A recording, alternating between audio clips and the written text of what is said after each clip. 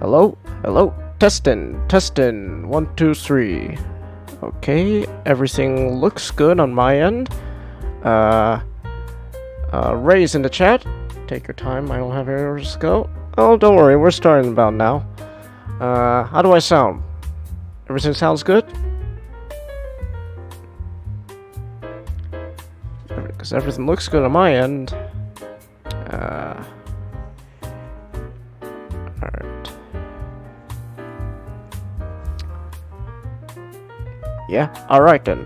I'm gonna unmute the boys and we'll go live. Well, we are live, but we'll start. Practice all over the world, but I think the idea of still dressing up in costumes is a universal thing. People want to do costume parties, but I think it's more of an individual thing. Oh my goodness, that thumbnail shows all the problems. How inferior Gurren Lagann is. What do you mean inferior? What do you mean inferior? What do you mean inferior? Gurren Lagann's... That design is ugly! It's not ugly. Ugly? What? I will... Listen here, Ninjato, okay? I will admit, yes, Get a Robo is better, alright? I've discovered that. However, I do not allow disrespect from my boy Gurren Lagann. Oh, now I find a good picture of Megatron. I think you'd be more tolerant of it if there was more brunettes with boobs. and questionable pilot uniforms. No, not that. What do you mean? What do you mean? You don't want to see Sayaka in the outfit from Mazinger Zero? You don't like that? Screw you. Yeah, that outfit. Look at that. Ray's with me. Question mark and exclamation. Inferior? You calling Gurren Lagann inferior? I mean, as a show, as a franchise, to Get a Robo, yes, but the design-wise, design-wise, I would not allow inferior. What do you post? What do you post? Let me look at this. Yes. Do it, Mr. Superior. Yes. Do it. Do it. I will pin this. Now everyone can look at it. It's beautiful. Only in the back room. Yeah. Well, now whenever you go into the back room, you have to look at it. It's beautiful. Don't you love Sayaka's outfit in Mazinger Zero? It looks like something straight out of BDSM. Let's see. Chelsea's in the chat now, and immediately starts flirting with Ray. Because of course. I said it before. I'll say it again. Put a ring on you too. You'll be much happier when you do. Okay, so everything looks good, everything sounds good, everyone's being picked up.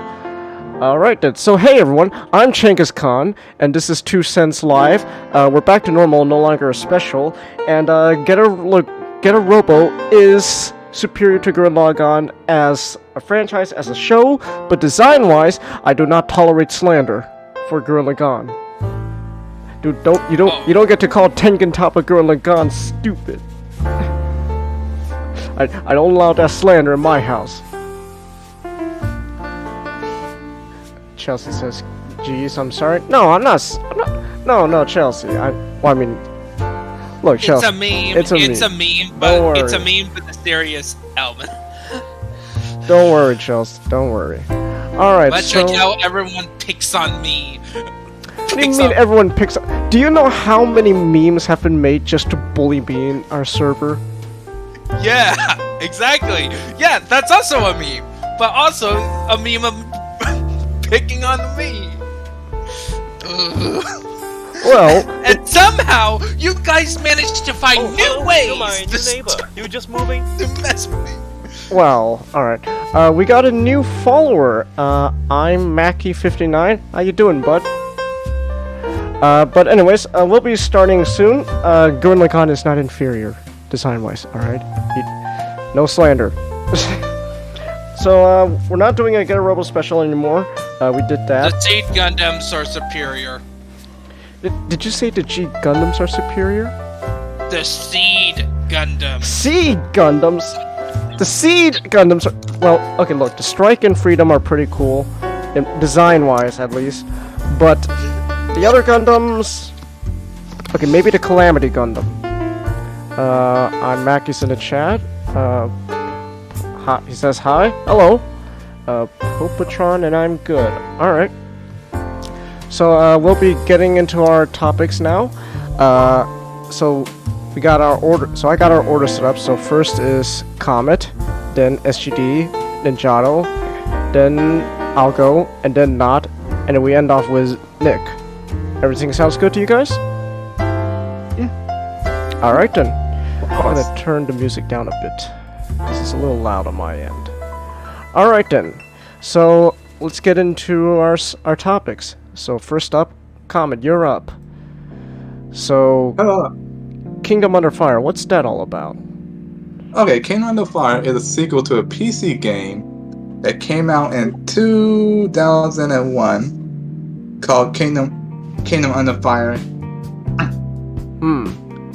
Called, just Kingdom Under Fire. I believe the title was War of Heroes. Now this is like a sequel to it called Kingdom Under Fire: The Crusaders. Now the Crusaders, it's set sometime after. Now the gameplay of Kingdom Under Fire is quite unique in my opinion. It's like a mixture of Dynasty Warriors style gameplay and RTS with RPG elements. Okay. Now in this game you get to choose four different characters. Well, two of them you unlock later after you beat the first two characters' campaigns. Okay. But you have Gerald, a commander of the Horadin army. Then you have, I forgot her name, but a scantily clad dark elf of the Hex forces. Alright. Then you have Rainier, a demon guy, leader of the main leader of the Hex forces. And then you have Kendall of Ecclesia, a theocratic nation. Now, does the Dark Elf worship Slanesh? No, I don't believe so. Okay then. Yes. Just gotta make sure.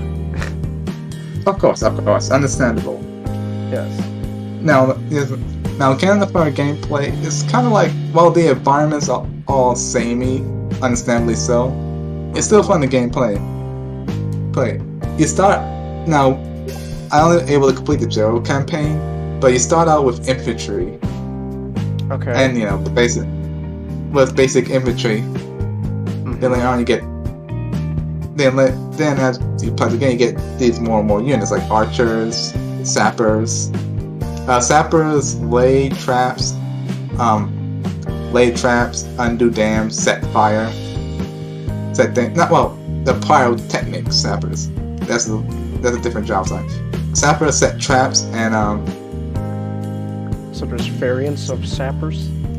Yes, there's the pyrotechnics that can plant mines and set things on fire. Regular sappers can set traps, remove traps, spot traps that are hidden. Now with Jeff, as you gain experience, you can invest in certain skills like sappers. For sappers, you need teamwork and melee, and for infantry, you just need melee. But if you level that melee up, like say to level 10, you can upgrade to heavy infantry with heavier armor. Then you get upgrade to knight once you get to level 15. And you add holy to your commander skill and upgrade to level 5, you can go up to paladins, which are slightly worse than knights, but they have healing. They perform healing spells. Okay. But Okay. you said they're worse than knights? Yes. Oh. Yes. You trade some melee capability for healing, for better healing, to be able to perform certain healing spells and increase your effectiveness of said healing spells. So you got compromise. Yeah. Alright. Now, yes. And you can change out their equipments and change out your commander equipments. Also in this game, you can hire mercenaries and switch out your like name commanders, like the characters that appear in the story. You can switch them out for different mercenaries. And each mercenary has a special ability depending on what skills they have. Alright. For example, one of my mercenaries is a knight with a two-handed sword, a big long sword. I upgraded melee. Now his special ability is back in front. Essentially, he just teleport in front of me and swing his sword, sending back any enemies that's in front of me, giving me some breathing room. Now, how this game like I said before, is a mixture of RTS and Dynasty Warriors. So while you're not in combat, it's sort of like a third-person RTS view, and you can tell all of your units or when your units to attack. But once your main commander unit attacks the enemy, it goes to like it zoom in at a third-person point of view, but that Dynasty Warriors type point of view, and you can like attack personally. Alright. Which, yes, essentially it's much more effective to attack personally rather than let the computer do it. And you can, if you need help, you call in your officers to help you out. But overall, King on the Fire. And there's other support units like Storm Riders, which are pretty much just men on hawks, riding around on hawks. Giant hawks and just attacking your enemies from the sky above. And you have your cavalries, your bomber wings, which is just like a bunch of. It's pretty much just a dwarf inside a balloon with cannons attached, and essentially it's like a wooden chassis with a blimp on top and cannons. Okay. And then there's a mega support unit on the human side called the Battaloon, which is just essentially take a battleship and just attach a blimp to it, and that's your Battaloon. Just take a battleship, put a blimp on it. And on the Hex side, their equivalent is the Bone Dragon. It's something that just brought a dragon back to life through necromancy. Ah, necromancy. Yes. Now, the difference between the Hex and the humans is that in this game, but I haven't seen difference in gameplay. Maybe I just haven't noticed. But the claim is that humans are better at working together, but individually they're weaker. While the Hexters, like the orcs, the ogres, the dark elves, the vampires, and the demons, they're individually stronger, but due to superiority complexes and etc., they don't work well together. Ah, of course. Alright. But I guess tell me more about the gameplay. The gameplay, like I said, each mission you get a certain amount of experience points based on how many kills you have, how many kills that each of your unit has, and everything. It's effective, and how effective your unit is affected. What equipment, their level, what skills they use. Like I at least have my archers know some holy magic so they can heal me as they shoot their arrows. Okay. And have all my units know some sort of holy magic. Holy magic. Some of my units know some fire magic, so I can summon meteors from the sky when I need it. You can rain down a meteor shower. Yes. And the higher the fire level, the more meteors. Okay. And another thing about the archers that you can also upgrade them from archers to longbow to mortars if you give them the gunpowder skill. The when do they get guns? Well, they do have a gun unit in Kingdom of the Fire 2, but we don't. Well, Kingdom of the Fire 2 came out way later. It was in development hell for a while, and then they announced it was an MMO, and it came out, and well, nobody plays it. Well, I don't know. I heard some positive things here and there, but I think the main problem is nobody's playing it. Huh. And I heard it's paid to win. Okay. Yeah, but back in the Crusader. Yeah, it's some story. Like the environments get repetitive, but considering this was a game that was originally for the Xbox, the original Xbox, it's understandable. And there are a lot, like considering that first time there was a lot of units on the screen at once. It makes sense, don't want to put too much pressure on the console. But yeah, the story. Admittedly, the story is a little. There's like at the beginning, there's like a big, like, prologue, like a read through. Okay. Trying to catch the player up that who haven't played the first Kingdom of the Fire, and the story made me a little. I'm still a little confused about the story, but generally, the story essentially. The humans are going on a crusade to reclaim the Holy Ground.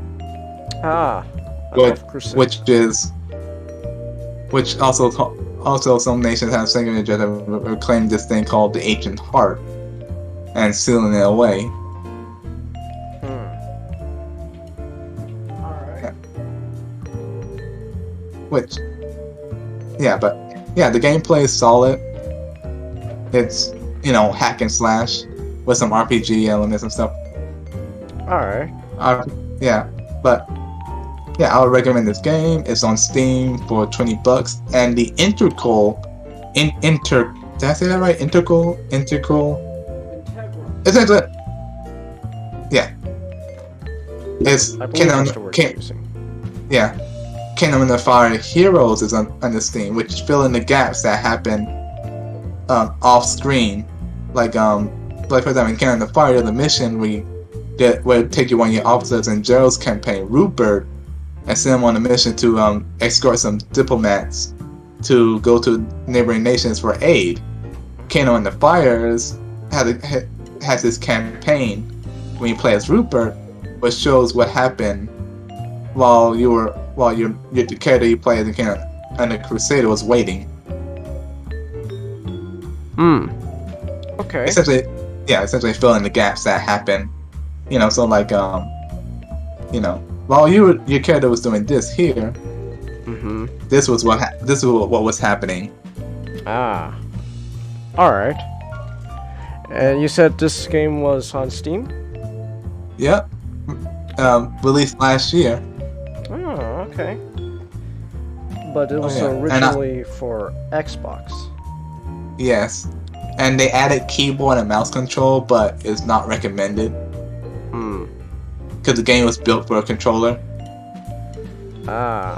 So you can get it on Steam, but the controls are gonna be.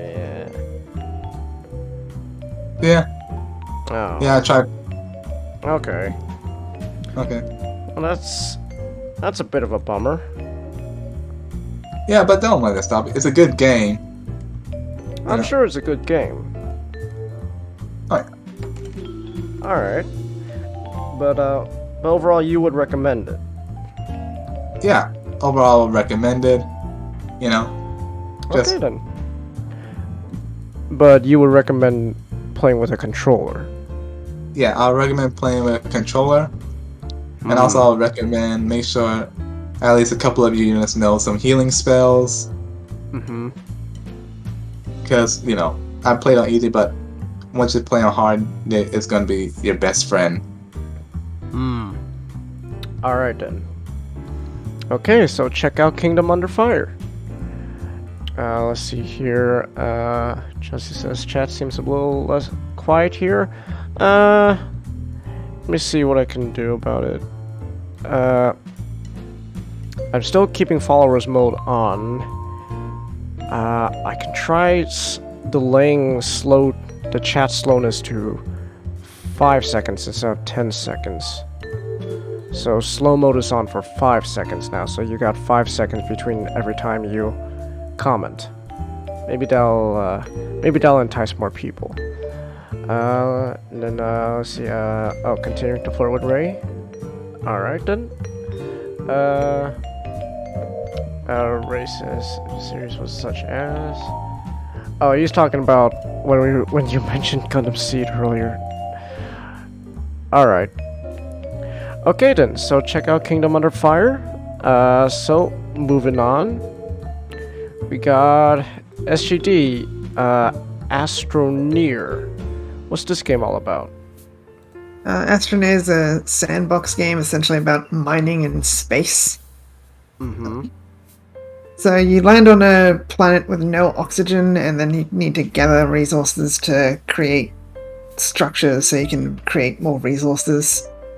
So it's that kind of sandbox game. Ah. It's a fun thing to just have a quiet time with, although the game can be very unforgiving and frustrating. And a good thing about it is it's more objective based. So you need these materials to make that thing, and then use that thing to make something else. Compared to something like Slime Rancher, which is more of just get money. Okay. And so the game does usually have something for you to do if you're trying to work towards something. It's not that there's one way to do it. It's just there's multiple things to do. So you can't really optimize the fun out of the game like something such as Slime Rancher, which is fun for a while until you basically unlock every area. Then there's no point playing anymore because you're just working to make more money, and you're making more money to buy more things, but then they're cosmetic. But Astroneer, because there's no going around things, it does keep you occupied. But it is one of those games which does reach a certain point where you drop off and it's just playing to keep playing. Which is fine, because it's not an expensive game. Okay. How much is it? $30 US on Steam, I think. I'd recommend getting a sale for it, though. I'm waiting for a sale. Like, $30 isn't much, but like this game isn't like a must-have. Like Scarlet Nexus. Shameless plug. But yeah, like the game, as I said, like, can be frustrating. So it's fine to just keep resetting your save file if something goes wrong, because once you get the hang of things, it's easy to know what to do, and there's sort of the learn from your mistakes kind of thing. Alright. But there are frustrating things like you start on one planet and then there's other planets, and those planets have specific resources you can't get on other planets. But to fly to other planets you need a shuttle, and the shuttle needs a separate thruster. And the problem with the thruster is it costs one launch to leave the atmosphere, then a second launch to arrive at the planet. So when you have the first thruster, you can do a there and back trip. And the problem I have with that is consuming 2 thrusts to get to a planet really isn't justified when it takes 1 thrust to get to orbit, and then you can land somewhere else on the planet. But that's kind of like driving, using your bike versus using your car when there's a traffic jam. Like, yes, it's more convenient to use the bike, but yeah, it's only going to get you there. It's not going. You can't, with a game about resources. There's really no point using a shuttle to fly to a different point in the planet. So that makes going to other planets difficult because you're consuming twice as much fuel as the game can justify you spending. So one time I got stranded on another planet because I used too much fuel, so I had to die and come back with my other shuttle to get my better shuttle back off that planet. Because... And the game does kill you in certain ways, like plants will try to kill you. And health is the one thing you can't really improve in the game, and it doesn't give you an indication to how close you are to dying beyond like the Call of Duty red rim around the screen. That's annoying because some plants will just harass you, and others will just straight up kill you and like, oh, I'm dead. And as I said, like game about resources, that's very annoying because then you have to track down your resources. And God forbid you die on the way there, because it will only keep track of your last dead body. Wow. Yeah. That's, yeah. sounds frustrating. Yeah. But... yeah, as I said, like, it's a fun, relaxing game. Probably not something to pour too many hours into at once. One thing I do find about it is it makes my computer run loud for some reason. Because I understand it's a big game, but even with the graphics turned all the way down, that doesn't change the performance. And I don't know much about computers, but I have a 2080 Super graphics card, and modern games don't make it work any harder. Like I have an LED keyboard that'll let me know how hot my computer is. If green is normal, I play for like really high graphics games. Keyboard stays green. Immediately as I boot up Astroneer, LED turns red. It skips blue. And I don't know why. Like my computer doesn't feel hot, but it's only supposed to get loud and turn the LEDs red when it gets hot. So I imagine like computers should have a fine time running it, but they're probably going to get loud if mine gets loud. Alright then. So in other words, my computer's probably going to struggle. Maybe. Like, if you're interested in this game, might be worth picking up if it's on sale.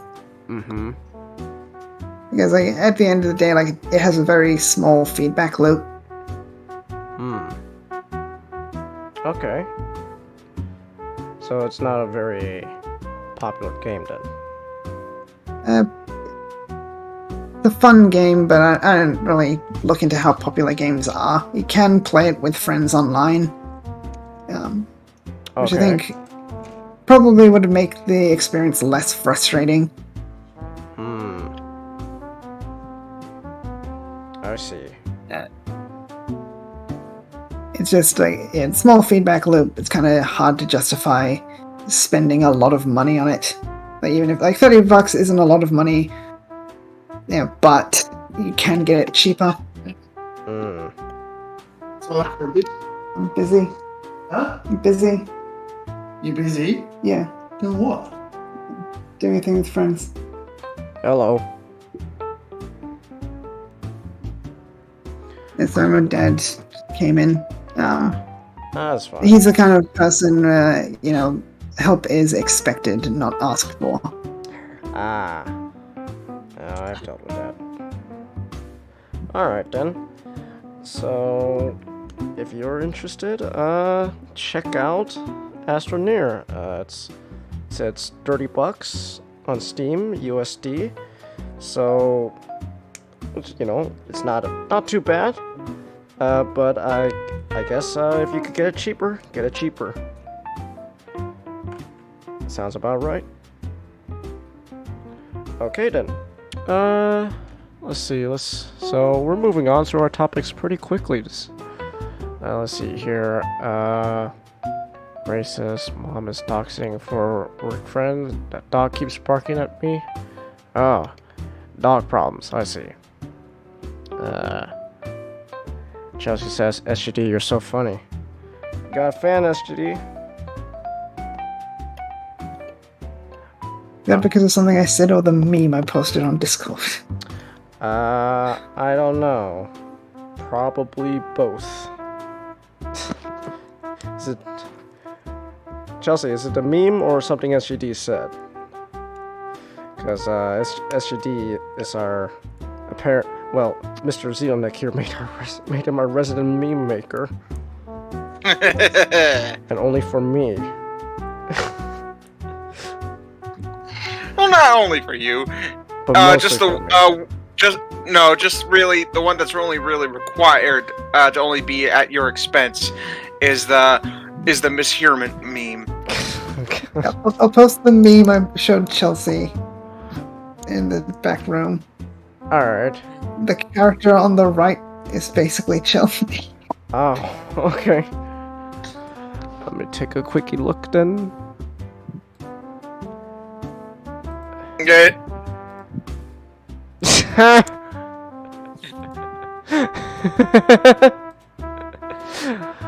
Chels. I love you, but tone it down, girl. Tone it down. Alright then.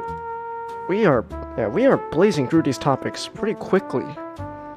We're only 30 minutes into the stream. Is this going to be a new record for our runtime? Probably not. Probably not. Alright, so moving on, we got one more video topic before we transition. Oh my god, I mistook it for not! Holy what's going on? My brain... Ninjato here... Well, not is doing the final... SGD! No, that's not a mishearman meme. That's a We can still make a meme out of it! I'm already on it, Nick. Yeah! Yes. Okay. So you're covering Battletech. Yeah. You've been in a Battletech craze lately.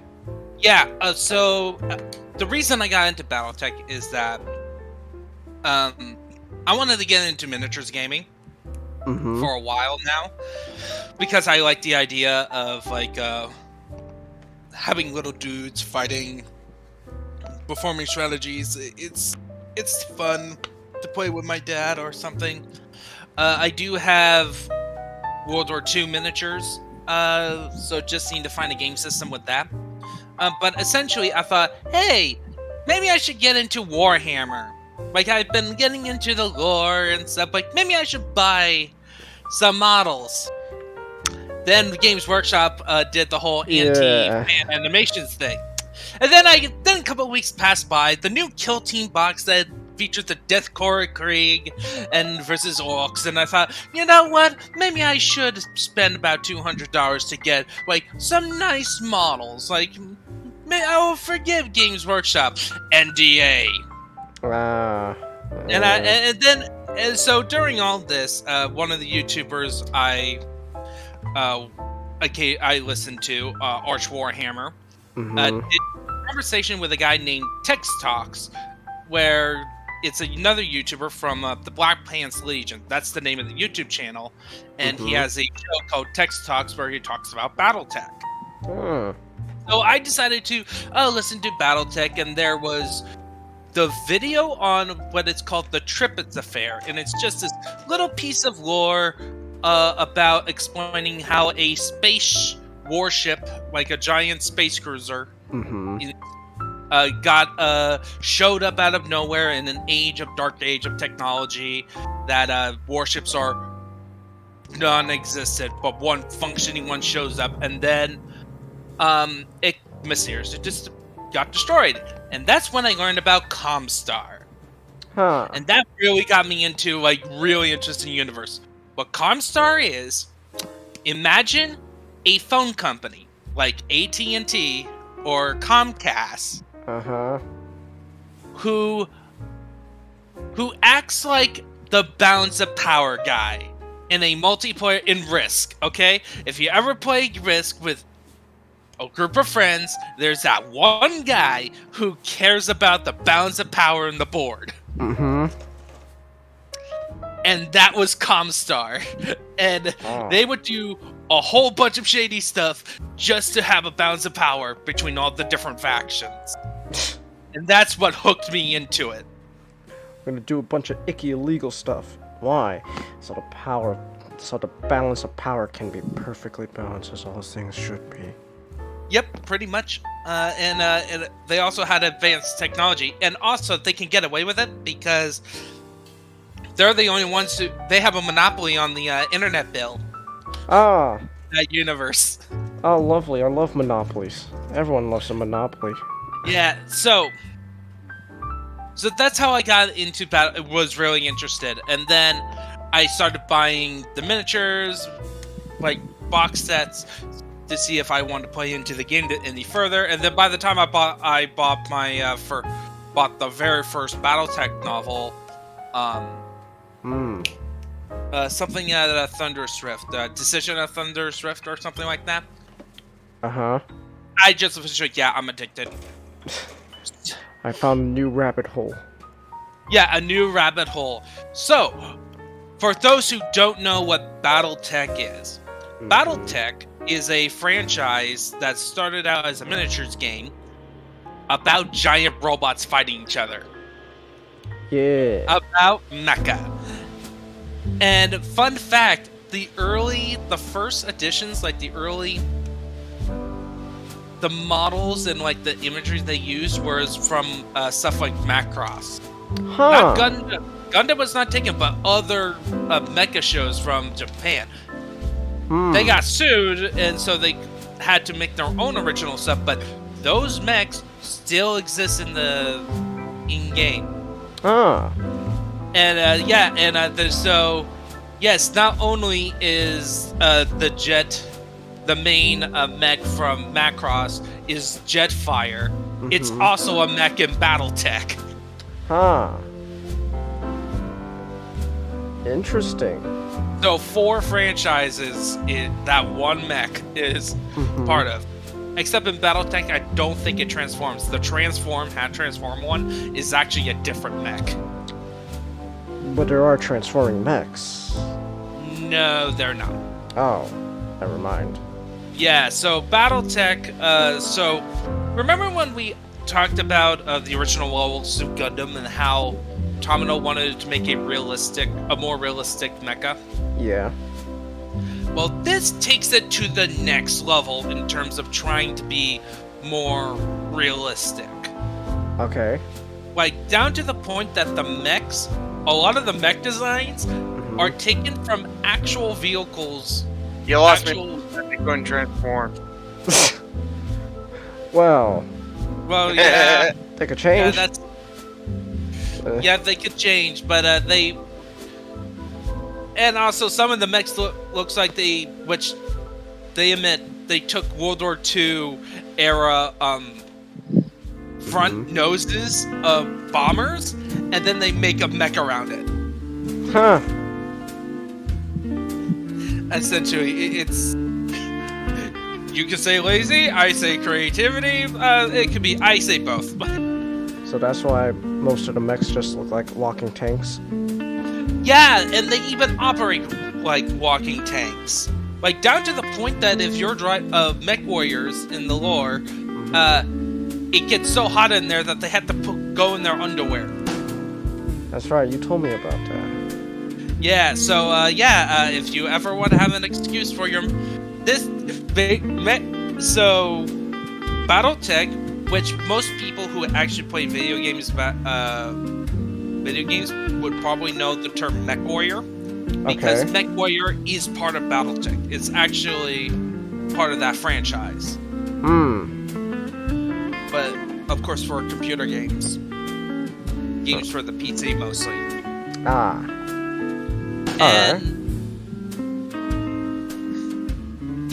So that's kind of like some history stuff. So what is Battletech about? So Battletech takes place in the year around the 30th century. 30th to the 31st century. And there's even an era of 32nd. Yes, there are eras in the game that you can actually choose to be playing in.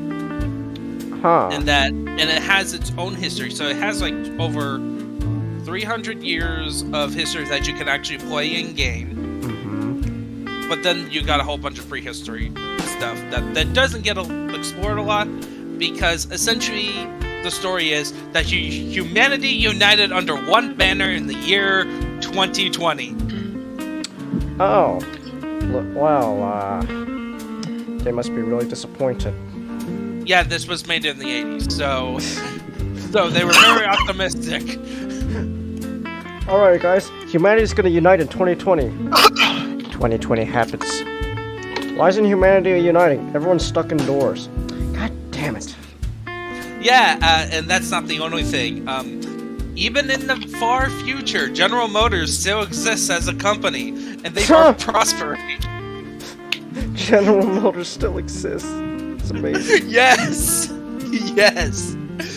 In fact, they're the only American car company that actually survived because they went into... Like, they developed a twin fusion reactor, like, engine, so they actually harness nuclear power. So... But the guys who patented it wasn't quickly adopted until centuries later, until 100 years later, where they used that for space travel. Are you saying that there's mechs out there sponsored by Chevy? They, as far as I know, they don't exist. Yes! Yes! Yes, SGD! Oh, he made the meme? God damn it. Yes. God damn it. Yeah, humanity explores the stars, they colonize hundreds of planets, but during that humanity decided that, this representative government thing is kind of stupid. Let's go back to feudalism. Oh. And so... What's that? You commoners think you have rights? Ha! Yeah, so thus sprang the 5 great houses, and starting with House Merrick of the Free Worlds League, and they're basically the most libertarian out of all the houses. In terms of, so they're the most quote unquote democratic, but they're still run like basically their equivalent of a president, who's also the military leader, is still basically owned by the noble House Merrick, and it's still nobility involved. Okay. So anyway, and then you got House Steiner, which is the Germans, and they have a great scout unit. All of the heaviest giant robots, the heaviest units, that's their scouting force. And their version of stealth is to kill everyone. Sir. That's the meme. So basically, if this was like in modern times, like like World War II. Okay, gentlemen, gentlemen, listen up. We are going to send scouting tanks. Where are scouting tanks? Sir, we only have the tigers. What? Ah, fuck it. Just send the tigers. No. I'll give you a video that a fan made about these. It's a 37-second video of these Steiner Scout Squad meme. That it explains all about the meme about the Steiner Scouts. Now I have to ask: do the Germans stop believing again in the Ubermensch? What? The Ubermensch. The superior race. No. These actually, Steiner is actually one of the, I would say, one of the good people, because they're more about economics. They're more like modern day Germany. So they still have a nobility. They're still authoritarian. Like, that's a common theme. So you have to get used to it. Good people, right kind of people. Not now, Megatron. Yeah, but their main thing is all about money, and so much so that their generals are not really capable military leaders because they get their position because of their wealth status. They're social generals, not like actual commanders. I see. Can you play the meme? You have a meme? Yeah, it's in the back room. Oh. How long is it? It's 37 seconds. Am I gonna get struck? Nope. As far as I don't know. Okay, let me... Hold on. Let it load. Let it load. Why won't it load? Of course it won't load. Because YouTube hates me when I'm streaming, even when I'm on a different platform. Okay, I gotta get a window captured then. Okay, let's do this. Let's capture... where is it? Where is it? Here we go. The Steiner Squad. Yep, it explains all of the basics of that meme, and there's variations of it later.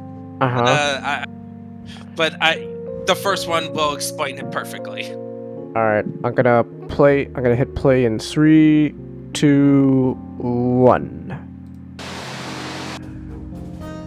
Next week on Aufklärungswanda, Herr HQ. Status frei. Kommen. Hier Friedrich 1. Keiner weiß, dass wir hier sind. Ich bin auf den Gouverneur getreten. Stepped on the governor? Scouting is going well. I've destroyed it. We are completely stealthy now. I was kicked in the orphanage into the river. I do not feel bad for this. They are capitalists. God help me to our peace in my cockpit. Acknowledged. Proceed with Operation Ninja. Remember, stealth is an option. But so, by the way, the mechs they're using is called Atlas, and they're like one of the most heaviest mechs in the universe. So yes, that's the joke. Is that Steiner's scouts, or they just send in the heaviest units as their scouting force. Oh, that's great. Yeah, and Chelsea says, "Notice chat." I'm noticing you, Chelsea. I like to read the chat after we're done talking with our topic, so you know we don't interrupt each other and we don't go on tangents. Yeah. So after so there's Steiner. There's also House Davion. House Davion is basically England. Oh. Spacing. So they're all about freedom. But they still have England about freedom? Well, at this point, they're basically the Goody Two Shoes. Okay. Goody Two Shoes that has England, the Goody Two Shoes. Yeah, the Goody Two Shoes versions of England. Are you sure about that? Because I don't know. They're not modern England. They're like the ideal Goody Two Shoes version. That still want to colonize planets. Oh, so they still want to Ninjato. Our country fought a war with England to prove how stupid they are. Yeah, well, compared to the last two noble houses, England is base England is fine. First is Kurita. So Kurita. Remember Mifune, Shogun Mifune from My Kind? Yeah. Imagine him taking over an entire space empire, and he bases Weebism in Imperial Japan. They're all about honor and stuff, but they're totally authoritarian, but they're about mind-wiping, underhanded tactics. And by the way, you know what they call their leader? What? The Coordinator. Oh. So they're led by Kira. Don't say that. No, Kira. Well, I'm making you hate Kurita as much as possible. But they're not as bad as the compelling Confederation led by House Liao. But okay, real quick. So you said that the weebs are all about honor, like samurai. My kind of people, good kind of people. But they use underhanded tactics.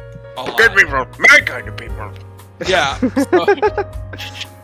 Don't you mean my kind of people, Megatron? No, I mean my kind of people. Shut up, Starscream. No. Starstream's people is this final group, the Compelling Confederations, head by House Liao. Basically, they are a bunch of scheming people who who always bit up more than they can chew, and they're also Chinese socialists. So they're communist China. My kind of people. Good kind of people. Shut up, Starscream. No one asked for your opinion. Yeah, they're the smallest group, by the way. And so the smallest group is communist China. yes. So, and then outside of the big houses that hold like hundreds of planets, there's 2 other groups. One is called the Periphery. That's basically space frontiers. They have little kingdoms in them as well, but they're not really like powerful as the what is called the Inner Sphere, where all the great houses are. Alright. And then there's this group that is tied to their history. So before the great houses were at war and nuking each other back to the Stone Age, yes, that happened. They even nuked themselves so hard that they lost technology, even the knowledge of technology. Huh. And so before that, there was a time they were all together in the most competent version of the United Nations called the Star League. There's a competent United Nations? Well, yeah, it was only competent because the great houses voluntarily joined in because they knew the other guys would be checked as well. Ah. Because as soon as one bad ruler and one overthrown crazy dictator later, Star Wars fell apart quickly in a civil war. Oh. And that happens, so that falls. Well, the guy who won the civil war, a Chad named of Alexander Kerensky, yes, a Russian, took the remaining of the what is called the Star League Defense Forces, which is basically contained the most advanced technology, including warships, and took them out of space, out of the Inner Sphere, period. Huh. And colonized somewhere else. And then that group of people had their own little wars going on, thinking that, we can all be in this utopian idea, but then they start fighting each other. Alexander Kerensky died, and his oldest son took over, and he decided to reformat society by inspirations of warrior culture, Mao, and Wait, Mao?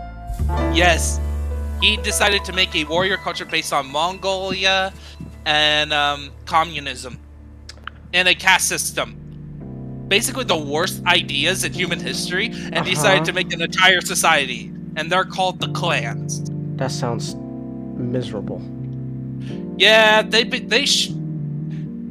oh yeah, by the way, they practice eugenics. Oh, lovely. So they have a caste system based on 2 groups of people, the trueborn and the freeborn. The freeborns are the people who are normal, the normies.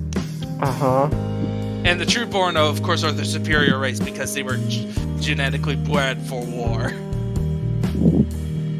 Are you describing the plot for Gundam Seed? Oh, yeah, basically, yeah. Oh, yeah, so just think of that. So they decided to go attack the Inner Sphere during one of the eras, and that's when they were kicking all the other great houses' butts because they had wicked advanced technology because they didn't nuke themselves to the Stone Age. And oh, by the way, they're all about honorable combat, so this is actually where Dinobot would go with these people. My kind of people. Good kind of people. Yeah, and they're all about playing by honor, like rules like one-on-one duels and honor to an extreme. So much so that they're still terrible. Oh yeah, their culture is stupid, and this is why they got their butt whooped by Space AT&T because they weren't to pay their bills. Space I don't understand. How do we lose? We had honor. Sir, we didn't pay the bills. Well, what the thing is that Space AT&T challenged them to an honorable battle, and they brought in all the tactics of how Inner Sphere combat actually works. which is Total War. And the clans are used to slap fights, essentially. The equivalent of like waving their hands at each other, trying to slap each other's faces while pulling their faces away. Okay. This world sounds kind of terrible to live in. Well, it's terrible, but it's terrible in the overview sense, but it's not like it's not grimdark. It's still very noble, and you can still like live and stuff. It's just that if you look at the history, it's much like real human history. Human history, forged with stupidity. Forged by blood. How did blood spill? It's caused by stupidity. Yep, exactly. And that's what I really enjoyed about the lore stuff. But and that's like the overview of the lore. There's also a time when Comstar got split up into one a secular faction, one into a religious zealot faction. Oh yeah, Comstar is also the Adeptus Mechanicus. Oh.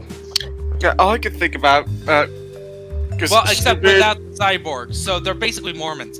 Think of Space Mormons. Space Mormon is running AT&T.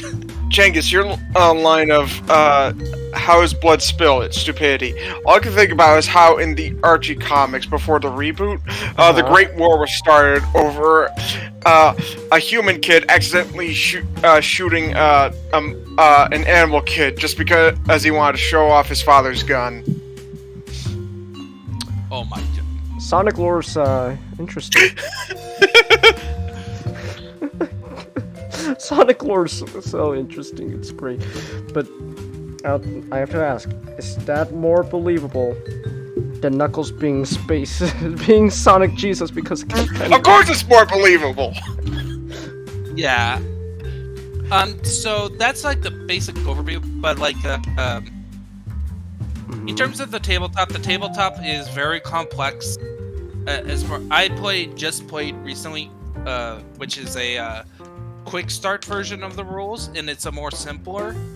And my dad enjoyed the maneuvering of it because they move like tanks, so they only go forward. They can't just turn sides without extra movement.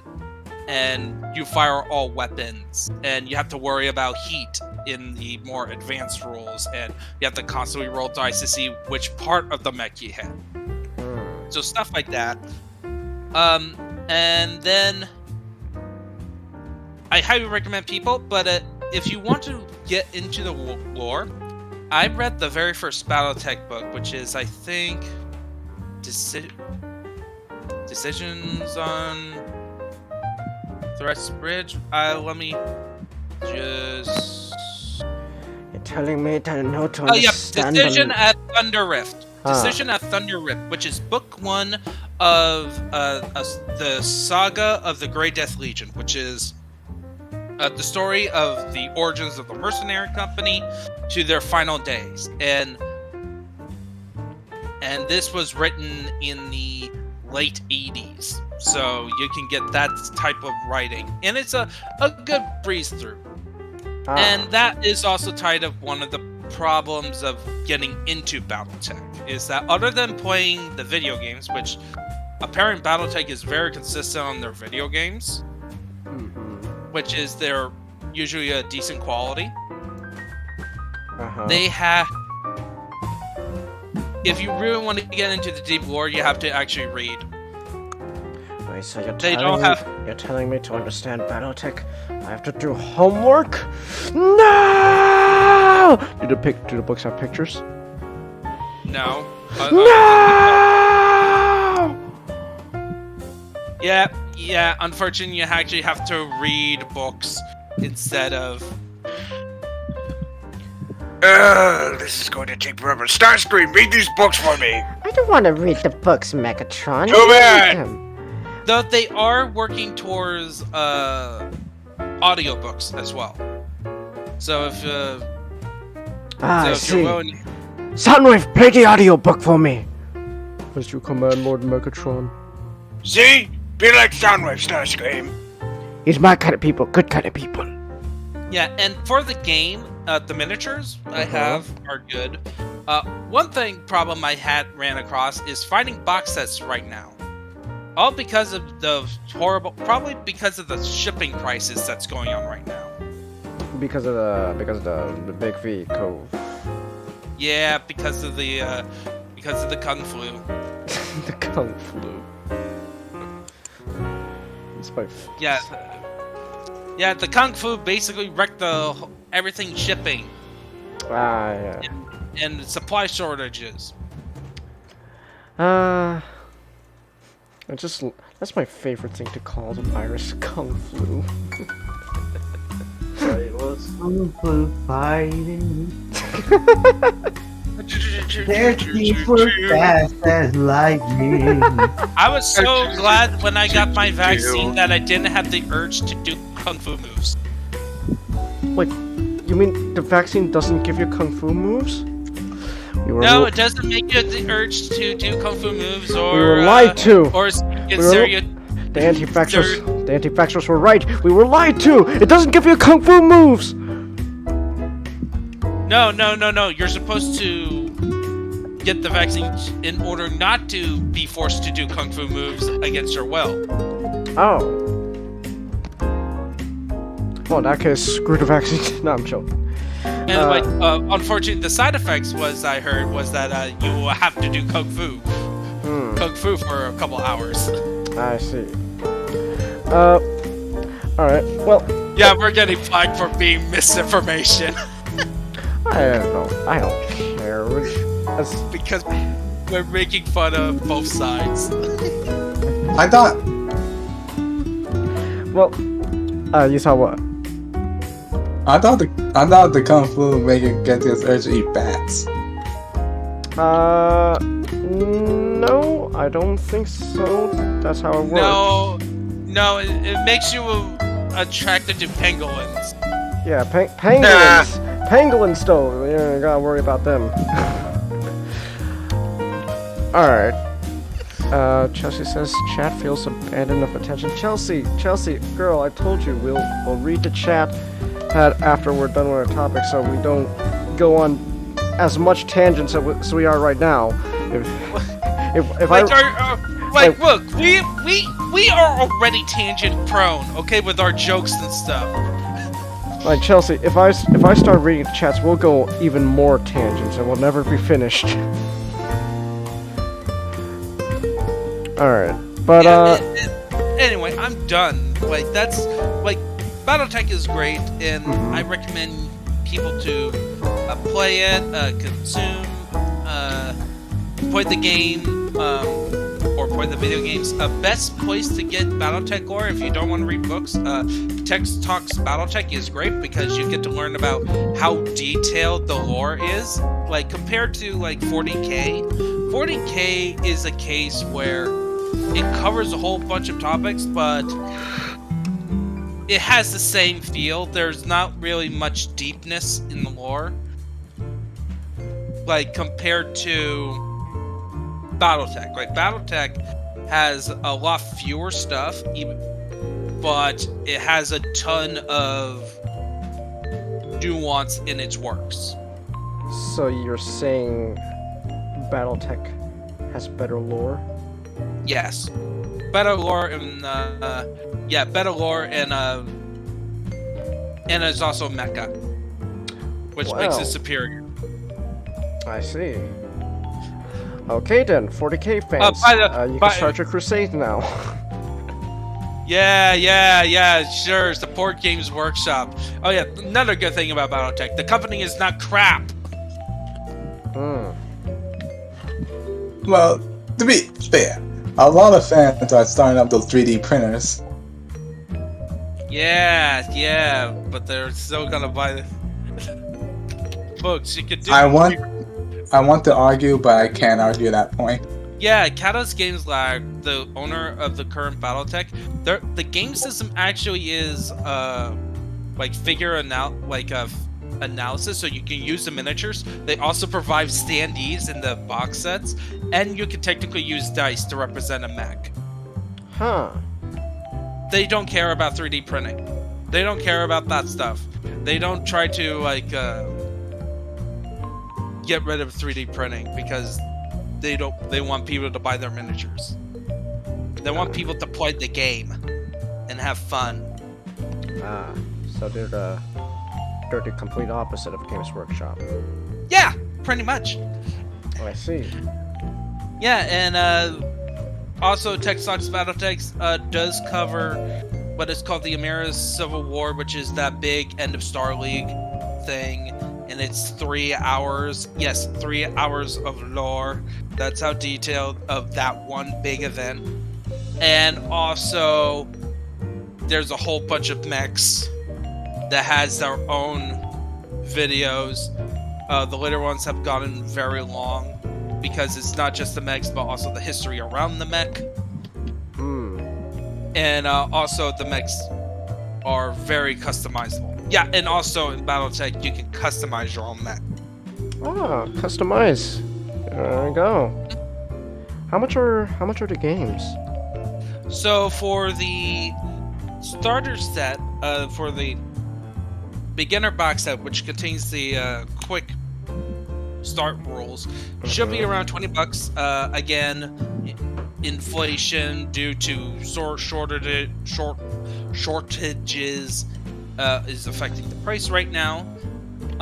Then you got the core box set, which is Battletech, a game of unarmored combat. That is $59.99. That contains some miniatures and the rules and stuff you need to play. Then you have an expansion that deals with the clans, giving you some more miniatures and rules about the clans. And then there are various game systems and stuff they have. You could buy other books, which includes stat blocks for different style of mechs, a different way of playing the game called Alpha Strike, which is more about strategy rather than the individual tactics of your mech.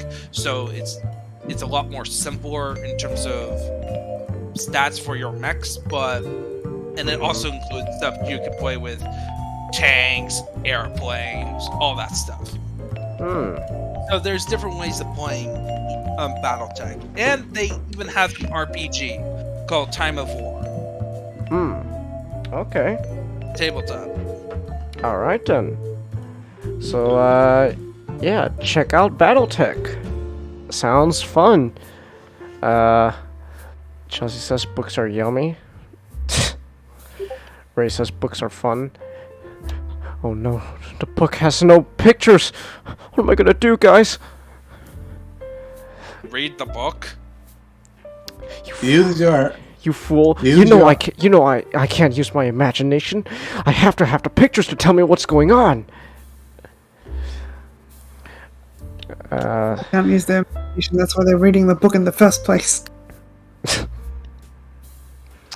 Well, Dirty Dan says the only Battletech related thing I ever experienced is an old OG Xbox game called Mecha Assault. Something about the Wolf Dragoons. The Wolf Dragoons?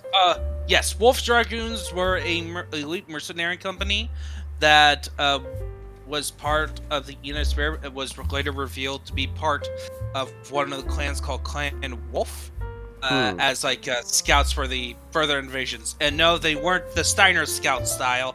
They were traditional scouts. Yeah, but the Steiner Scout style is more fun. Yes, Steiner Scouts is more fun. Like, I kicked an orphanage into the river. Oh, don't worry. There's some more. There's one about them infiltrating the Draconis Combine, which is Kurita, House Kurita. Oh. Alright. Yeah, and it's hilarious. Ray says Space Mormon side watch that. And you'll love Comstar. Space Joseph Smith had an idea. Dum dum dum dum dum. Yeah, it's basically that level. Because what happened is that during Star League's fall, there was one last Star League official who was charged of fixing the internet, fixing the HBG network, which is allowed for all the internet so that they can do their Skype calls, pay their bills, and communications on that. And the Great House says, "Oh yeah, we need to have that around." Well, this guy named Blake said, "Okay, I'll do this under one condition: no one touches Earth." And he used that, so Earth is called Terra in this continuity. Of course, this is 80s. Apparently, in the future, we renamed Earth Terra again. And he decides to keep every old technology. So in their garage in Earth, they had like a fleet of warships. They had all the advanced mech of that time period, all in cold storage, and then the people grew to have a religion about keeping all the old tech, including having robes and all. And then after the clan invasion, they started to separate themselves into two factions. One is called like Bigger Comstar. Bigger Comstar. That regular Comstar where they ditched the robes and put on suits and ties and suitcases. And then you got the Word of Blakes, which went on a jihad. And that's actually what it's called. That period is called the jihad. The Fremens must be happy then. Yes, exactly. Yeah. But most fans I heard are more fans of like stuff up to the clan invasions. They're not a big fan of the jihad and what is called the Dark Age. It was in the company histories is when they made stupid decisions. So. I see. So they're not a fan of space jihads. Well then, I guess they're not gonna. Execution. Oh, I guess I was gonna say I guess they're not gonna like Dune then. See. Well, Dune is basically the basis for Decision of Thunder's Rift. Well, like a lot. Well, I mean, like Dune is the basis for a lot of these like sci-fi fantasy. No, I mean in terms of plot. It has a very similar plot where it's like, oh, this young man whose father was during an assignment on this planet. In this case, it was them leaving an assignment. His father died by an ambush by a rival group, and the son has to grow up now. He's all alone. He has to. Is there a spice melange? No. He has to like get back on top. Somehow he has to like quote unquote retake the planet from like an evil, powerful force with very little resources, with the help of local populations. That does sound like Dune. Yeah. That's like in terms of overall, there's a lot of difference on the Pacifics. So. All right it's then. It's the Pacifics that's different. Chelsea says aren't moving emotes bring on the rave party? Okay. Chelsea says, Dune, I thought you was talking about Doom. Yes, Chelsea, Doom Guy is my favorite character from the books Dune. I loved it when Doom Guy went to... I forgot the planet. Arrakis, and started a Fremen jihad against the demons. Actually, that would be an interesting game. They summoned a portal to hell for the spice melange.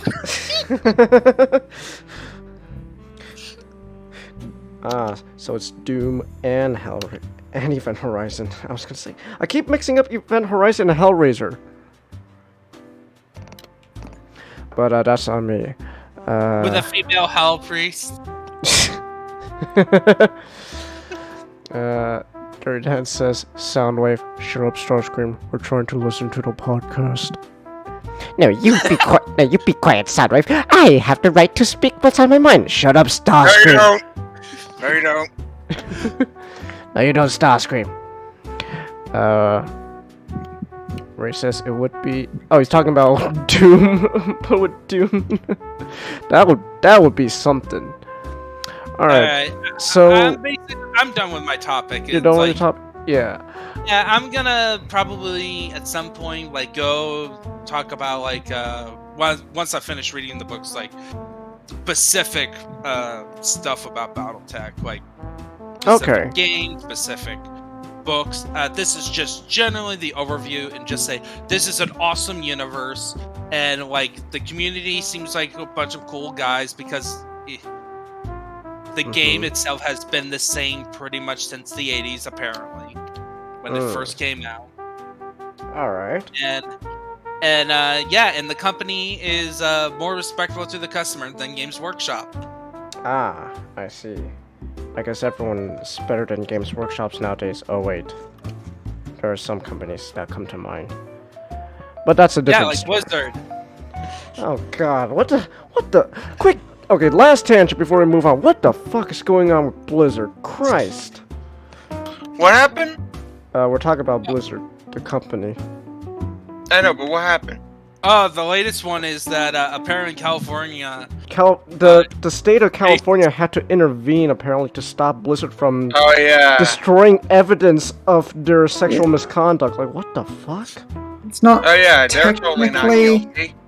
It's not technically destroying evidence, it's having the evidence of testimonies removed from the documents, which basically rules out any proof that they did those things according to testimonies. Christ.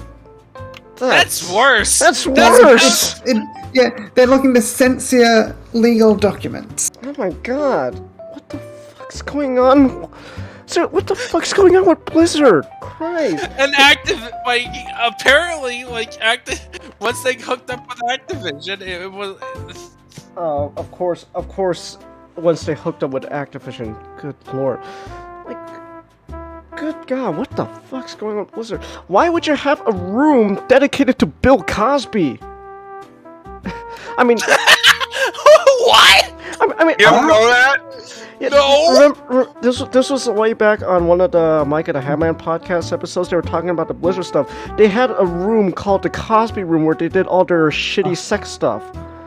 And it's like some very bizarre things according to the testimonies. It's like. Well, I mean, now with the recent news of with Bill Cosby, it's like, it's a little confusing, but still, at the time, why would you have a room dedicated to Bill Cosby? They were trying to be expert.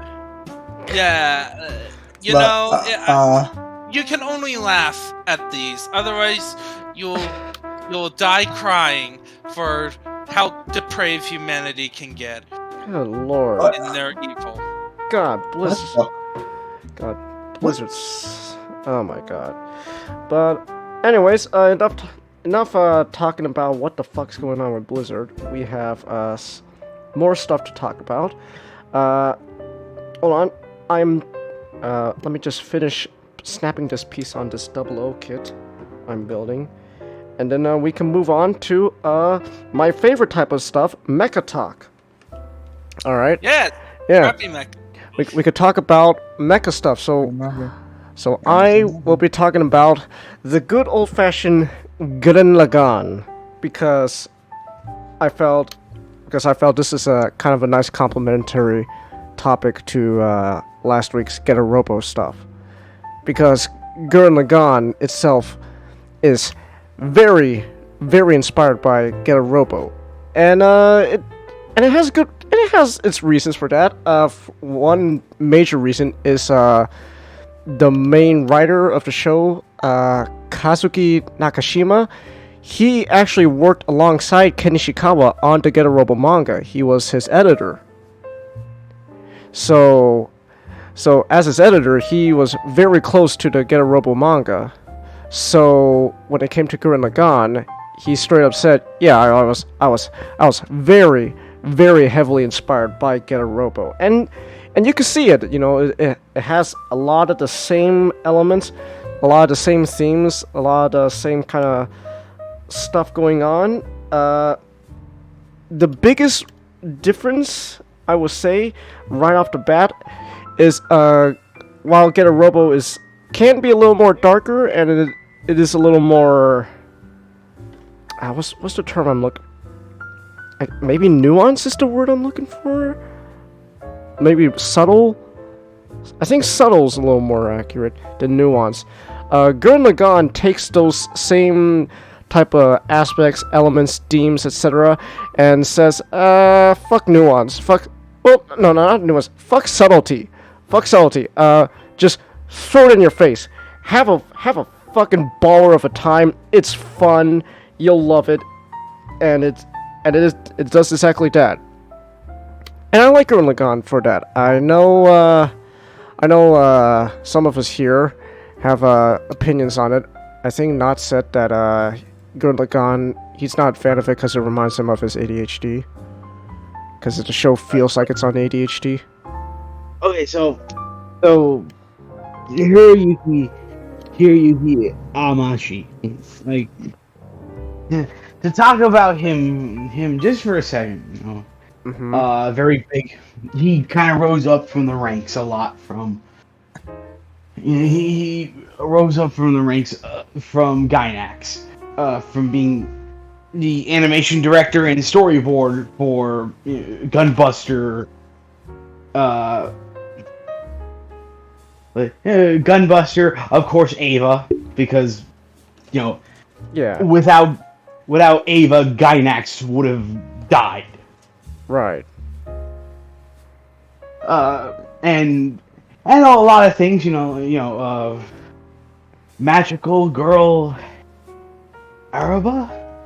Forgot what his name was.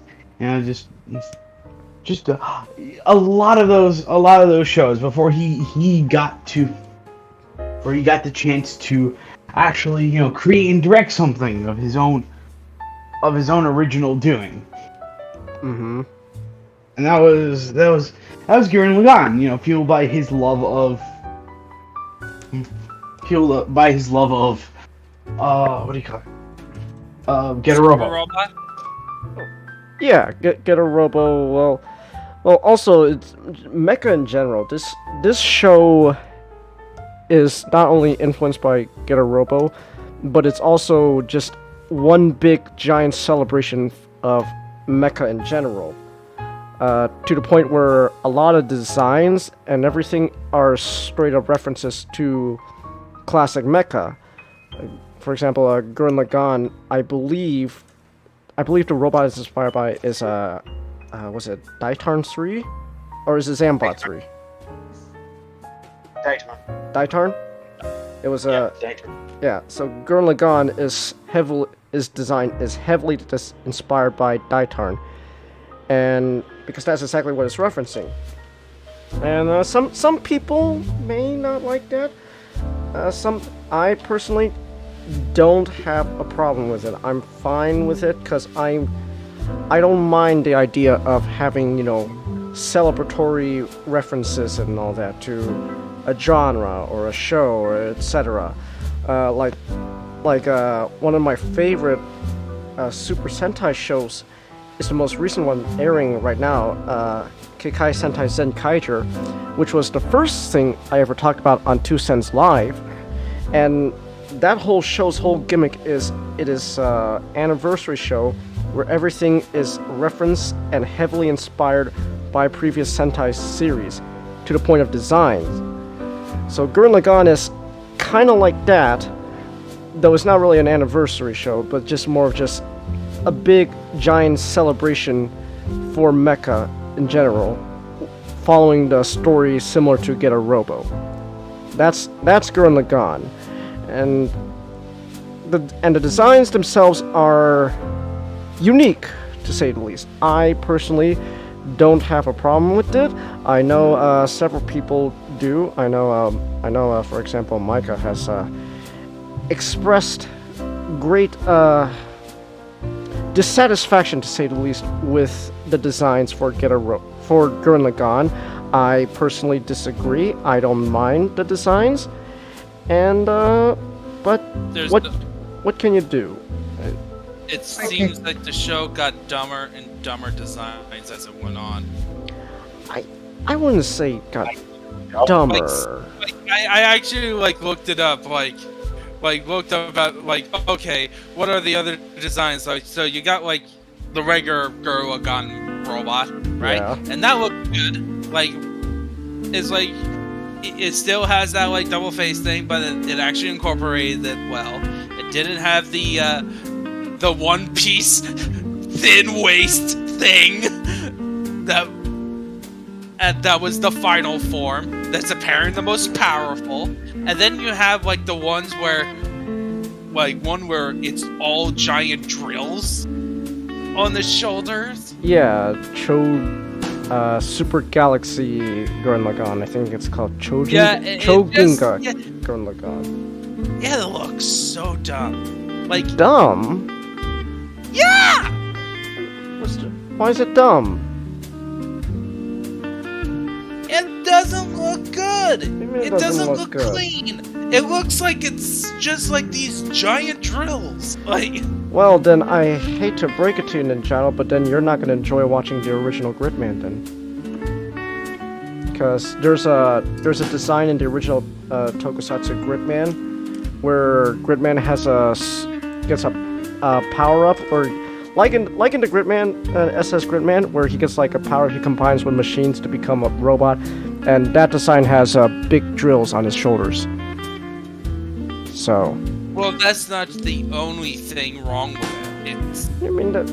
I like Chojin Gurren Lagann. I actually prefer that more than the final one, Tengen Toppa Gurren Lagann. Well, yeah, Tengen Toppa Gurren Lagann is worse.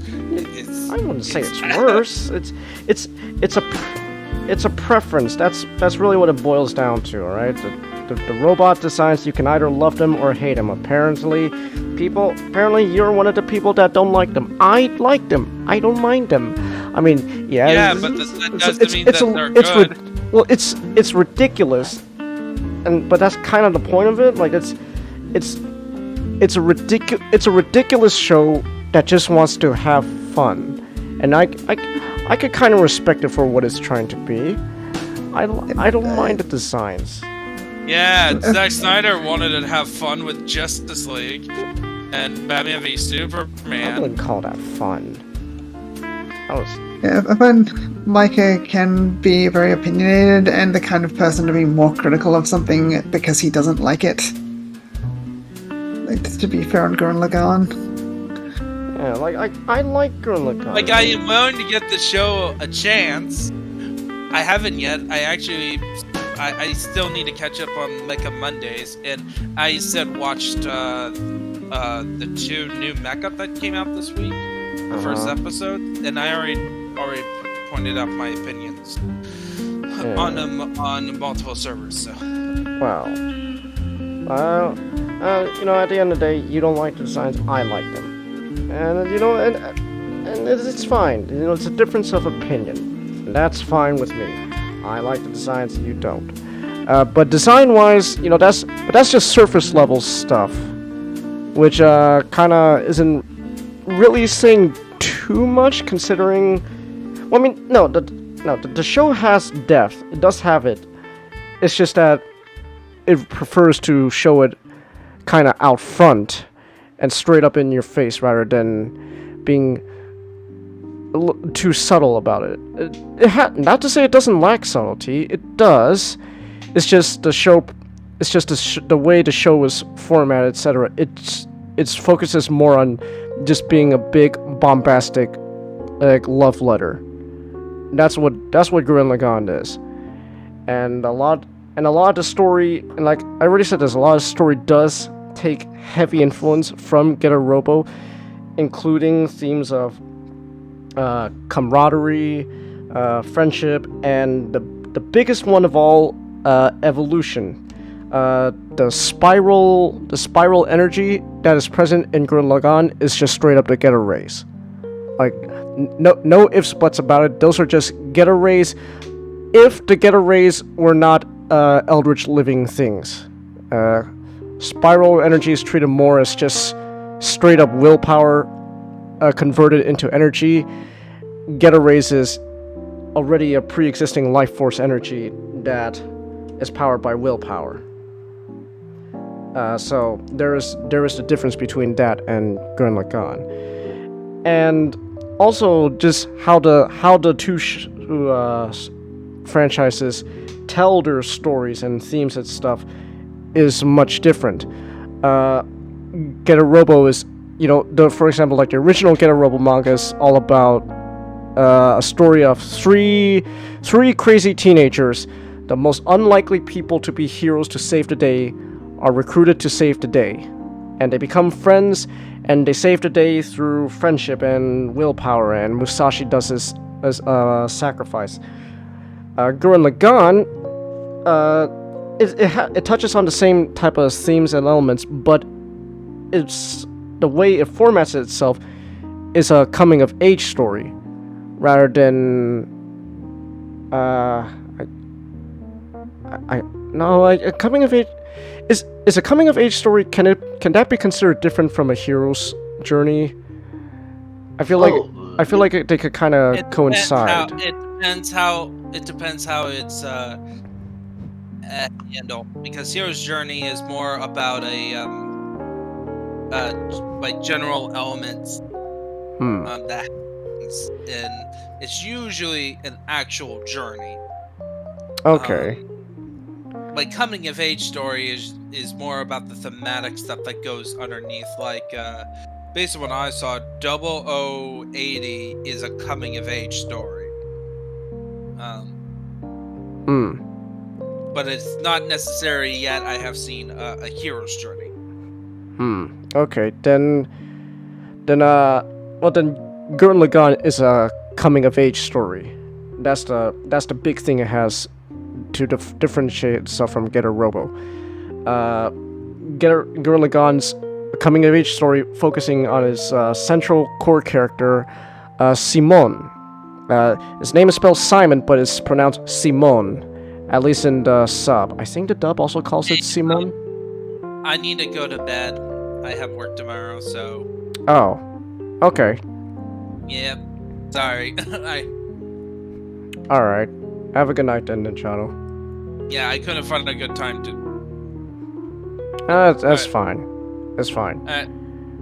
Alright, have a good night, guys. Alright, good night. Ray and Chelsea are watching Gundam Wing now. Alright, enjoy Gundam Wing, you two. Don't let Lady Yoon bring down the mood, cause she's Lady Yoon. But Gurren Lagann is a coming-of-age story following its main character Simon. It's his journey of self-growth and, well, evolution, which is the biggest central theme that this show likes to just throw in your face. And it's a fun story for what it is. I wish Ninjato was still here so I could tell him about that there is a lot of fan service. I want to see his reaction. Like for example, the main female character Yoko, she's just straight up in a bikini most of the time with really short shorts on. And for all you degenerates out there, she's 14. But don't worry, there's a time skip in the show. So after the time skip, she's legal. But before the time skip, she's 14. Wait. She's 14? Yeah, she's 14. She has giant tits and ass for a 14-year-old. But Japan, we need to talk. But there is a time skip in the show. And she's legal by then. The way you said, wait, she's 14, kind of makes me think you've done something wrong. What do you mean I've done something? Well, no, comment, not Cheng. Oh. Okay. Okay, you know what I'm gonna do now, Chengus. When I watched the show the first time, I didn't know. I thought she was older. What did you do, comment? What did you comment? You have to remember, most of these shows are gravitated towards kids, and this is from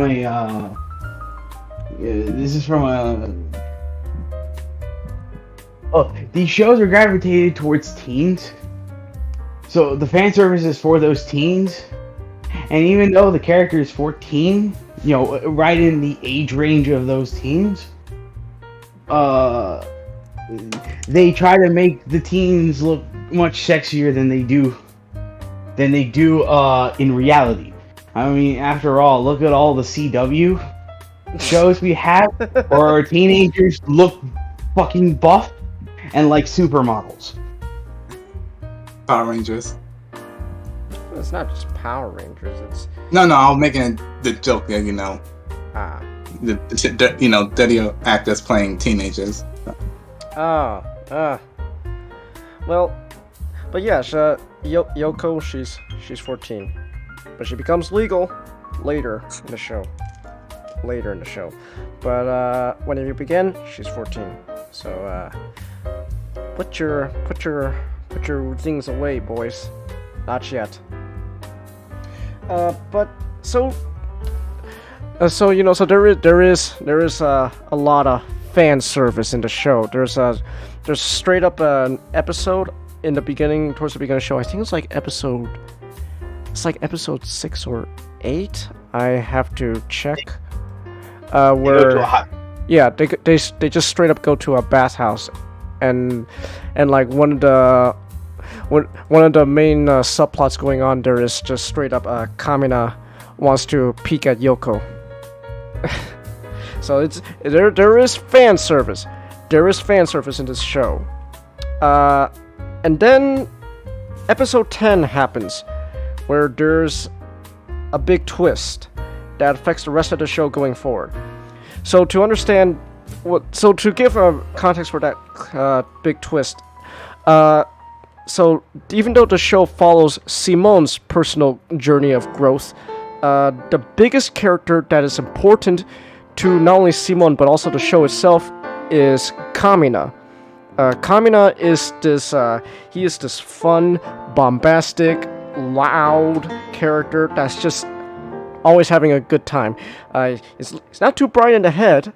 He's not very bright, but he's very fun, and the big thing is he is Simone's biggest motivation.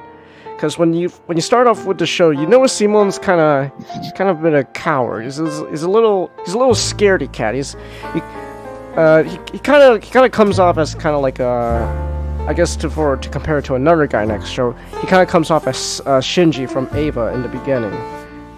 Without the, well, I mean, he kind of does have parental issues, but it's not as much of a issue as Shinji in Evangelion.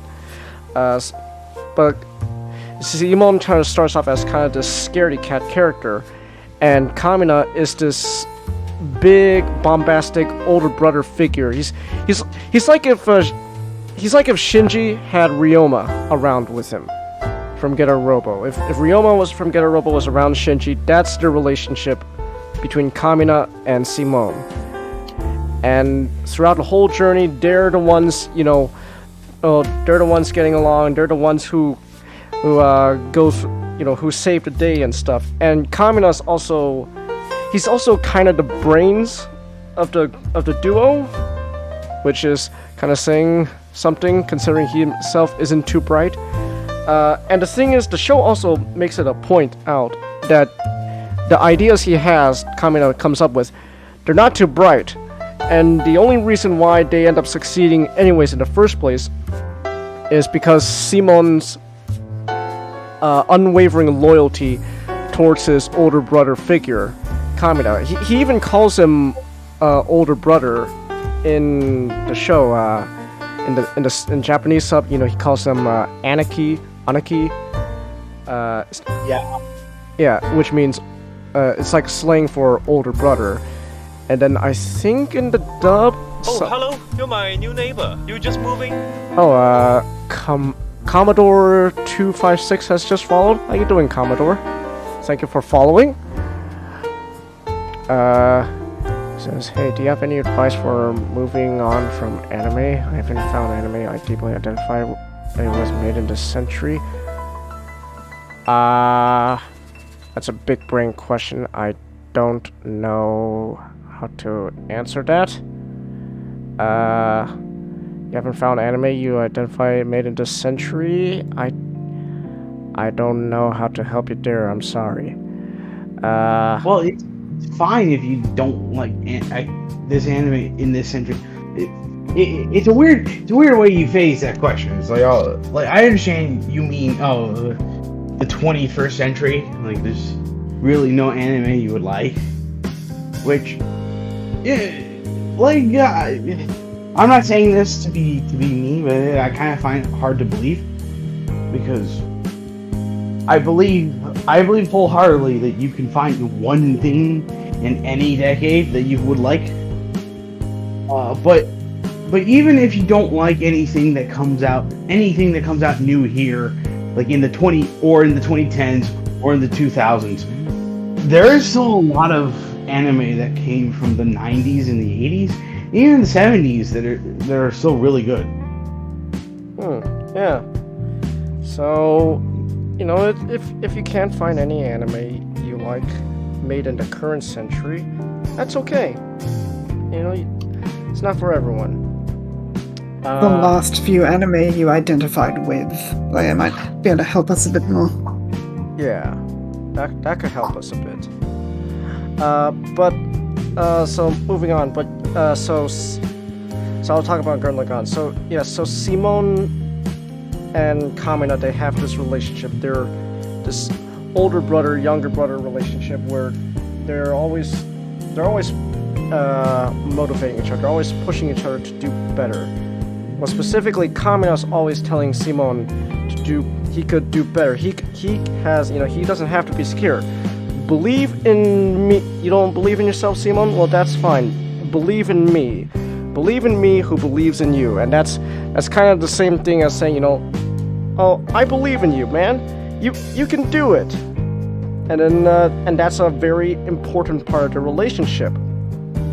So then episode 10 hits around, and spoilers for a show that's this came out in, I think, like 2007 or 8. So it is an older anime, so spoilers for an older anime. Kamina bites the dust.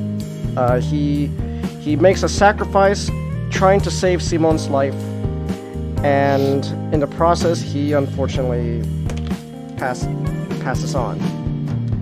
And that is a major event in the show that affects not only Simon but every character in the show for the rest of the series. Kamina has become such an integral part of this show to the cast and everyone that his death affects everything with what the outcome of the show is going forward. Everything the show has about, like, evolution and camaraderie and stuff, it all stems from Kamina's ideals. So what happens when your main hype man, essentially, the guy who's the main leader and motivator for all your members, bites it? I guess it's like what happens if you're following a Transformers show, and all of a sudden episode 10 of this show, Optimus Prime bites it, and he doesn't come back. He doesn't get revived. Nothing like that. He bites it. What do you do then? So going forward from the show, everything's based around how do we move on from Kamina while also keeping what his beliefs true, and that's mostly reflected in Simon, but it's also sort of reflected also in Yoko's character as well, because Yoko developed a little crush for Kamina. Apparently her type is stupid boys. And then so both of them both Simon and Yoko, they have to go around pretty much, how do we move on from this man's death, who was such a big part of our lives. And then in comes the character Nia, in the show, and Nia is also ties into the antagonists of Gurren Lagann. And so it is through Simon finds this little girl named Nia, and it's through his relationship with Nia, his new budding relationship / romance, that he gets over Kamina, while also not forgetting him and keeping his ideals true. And with that in mind, Simon essentially it's a big step in his coming of age story, where he is now finally becoming a man the minute he finally believes in himself. He finally believes in himself, not someone who believes in him who believes in him, but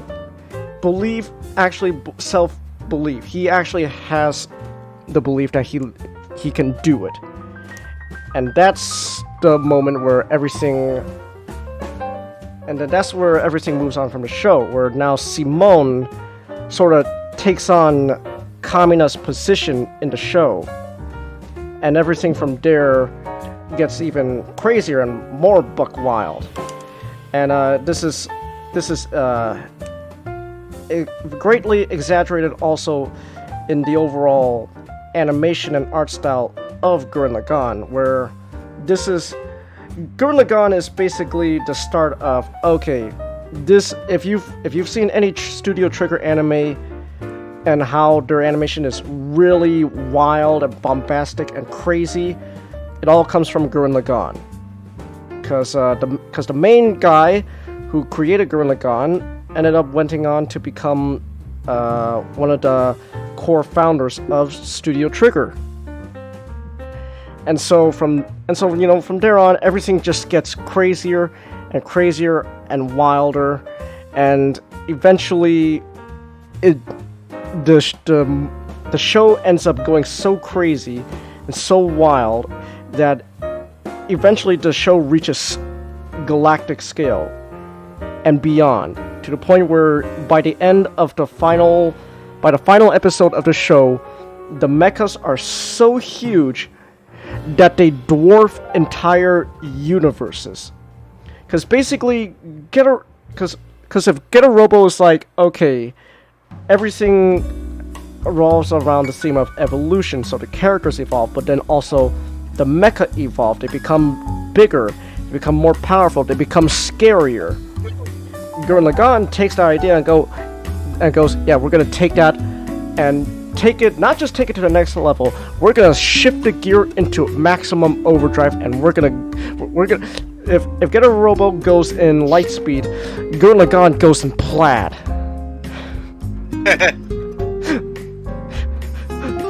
Well, sir, we can't ludicrous speed. You can't. What's the matter, Colonel Sanders? Chicken? Prepare for ludicrous. Prepare for ludicrous speed. That's how I could compare Gurren Lagann to Get a Robo. If Get a Robo's light speed, Gurren Lagann is ludicrous speed, and it takes everything way beyond. It's ludicrous. It's ridiculous, and it knows it.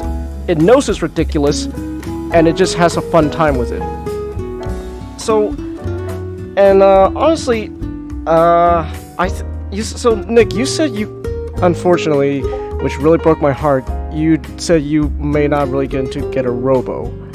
I think you may have a better time with Gurren Lagann. Okay, so you remember when we were watching Star Wars Visions, the Studio Trigger episode with the twins and just the fucking Death Star cannon sandwiched between two Death Stars. I mean, two Star Destroyers.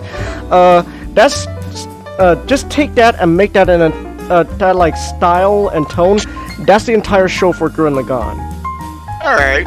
So I think at the very least you'll have more fun with Gurren Lagann.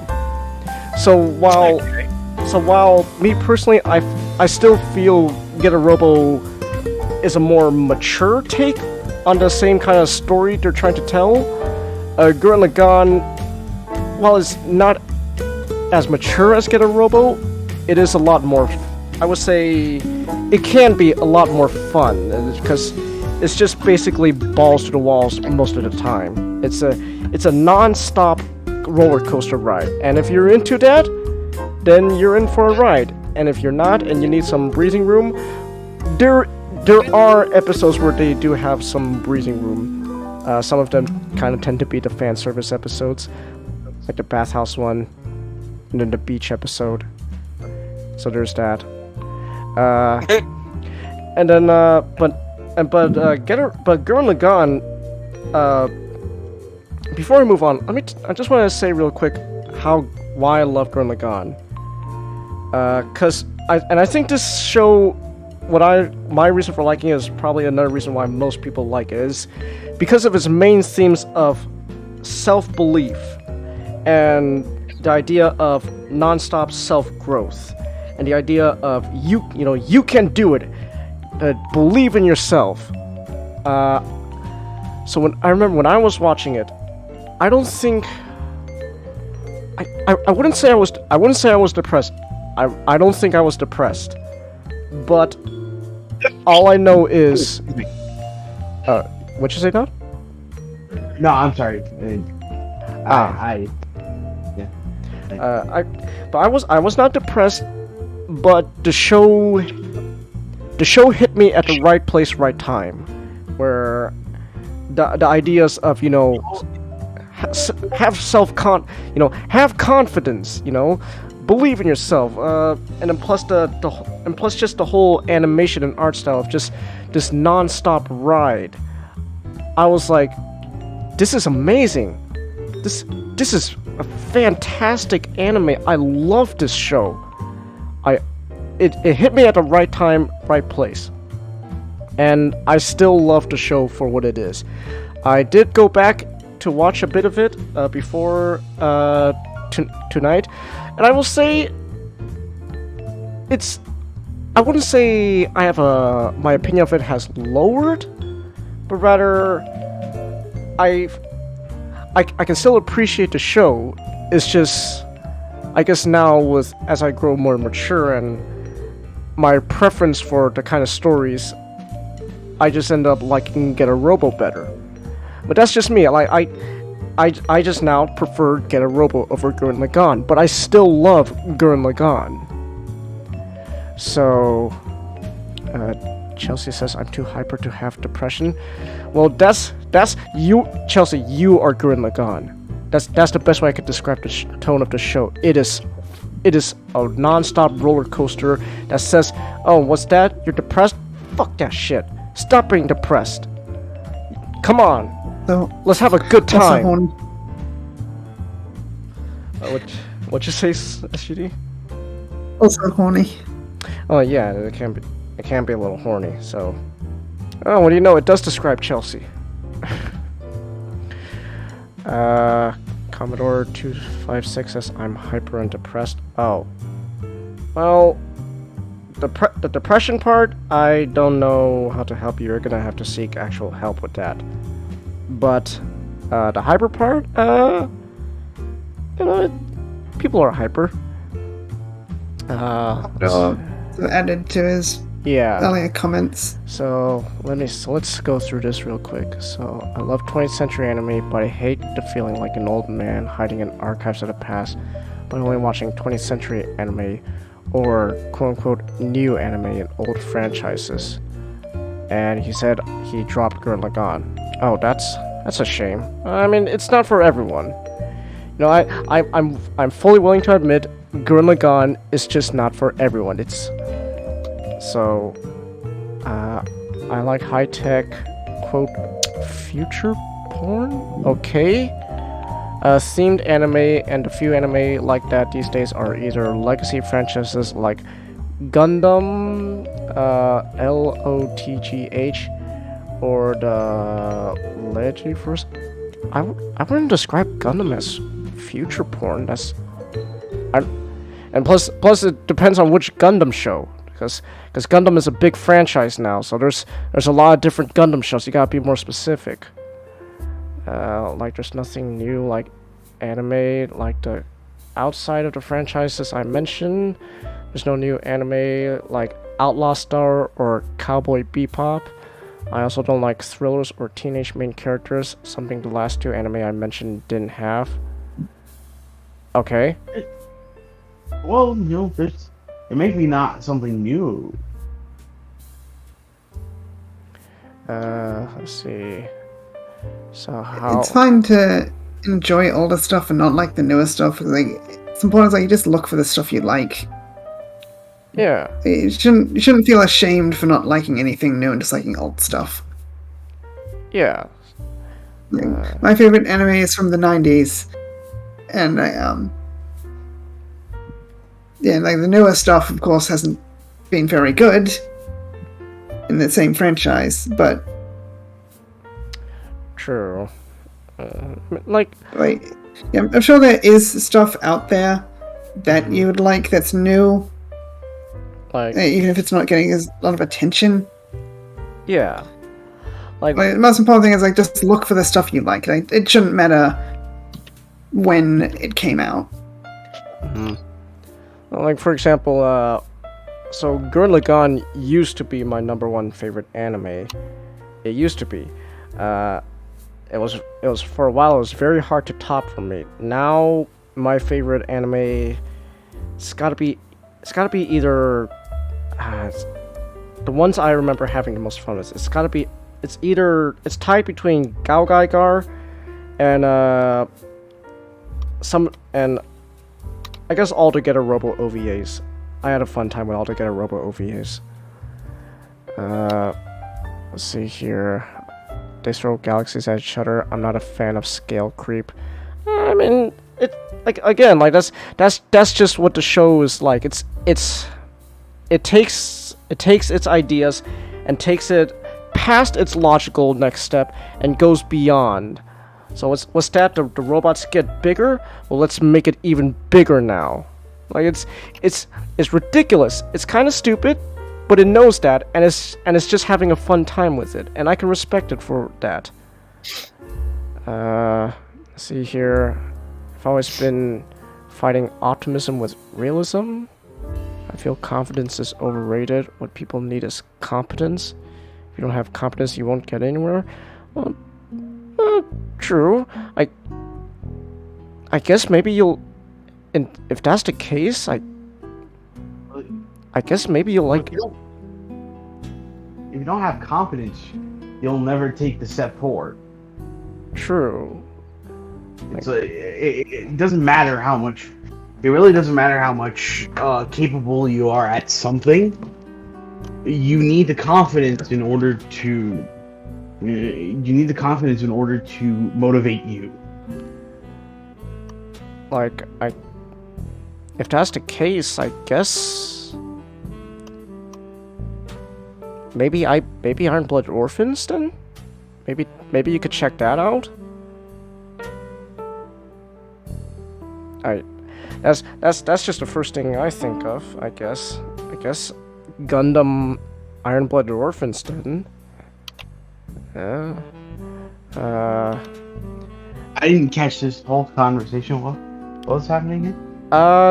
So Commodore 256X is just talking about his feelings on anime, and then he's currently on a tangent on confidence versus competence because of Gurren Lagann. It says confidence. He's not all that pleased that he doesn't really like any new stuff, and the only new stuff he does like is from older franchises. What I'm trying to say is, there's nothing wrong with that, though. You may think there's something wrong with that, but I personally don't find anything wrong with that. And if that's what bothers you, then honestly, for me personally, I don't really know what else to say then. Look for stuff you enjoy. Like, if you want something that is like Gundam but isn't Gundam, it's probably going to be an inferior product to Gundam. Like, shows try to be Evangelion and end up being bad because they're not Evangelion. Yeah. Makes me feel like what I like is dead. Again, I don't know how I can help you then. Like if I say you find storytellers you like, and then look at stuff they might have done recently. That might be a good place to start looking.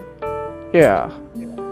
So like, if you like Cowboy Bebop, why not give some of Shinichiro Watanabe's other shows a shot? Carol and Tuesdays is a very different show to Cowboy Bebop, but it has a charm to it that I know Watanabe is able to achieve.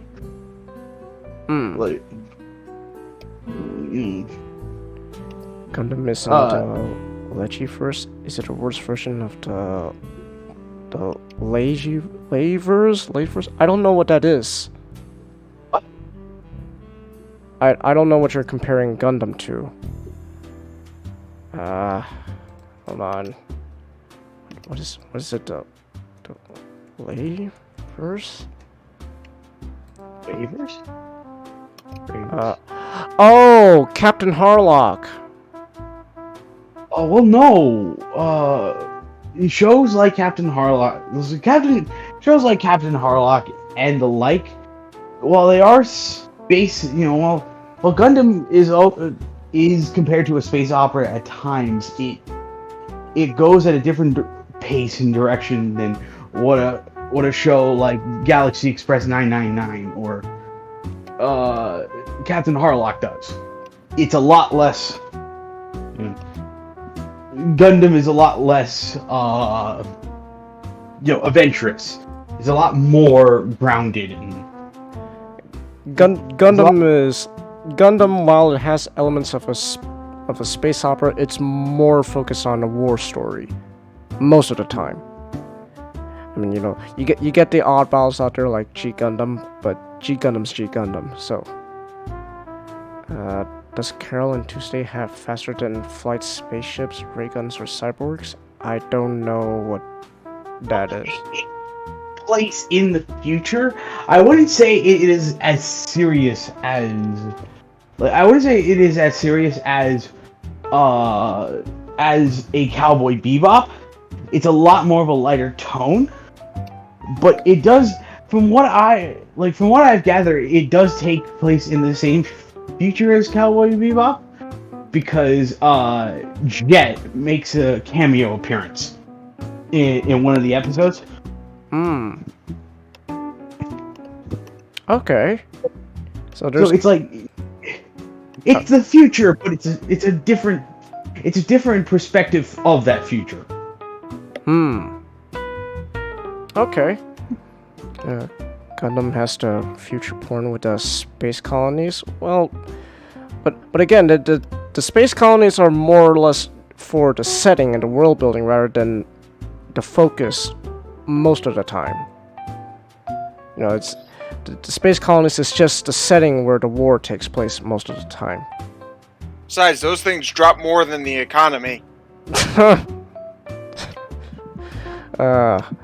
SGD, how do I tell you this? Your country doesn't exist in Gundam.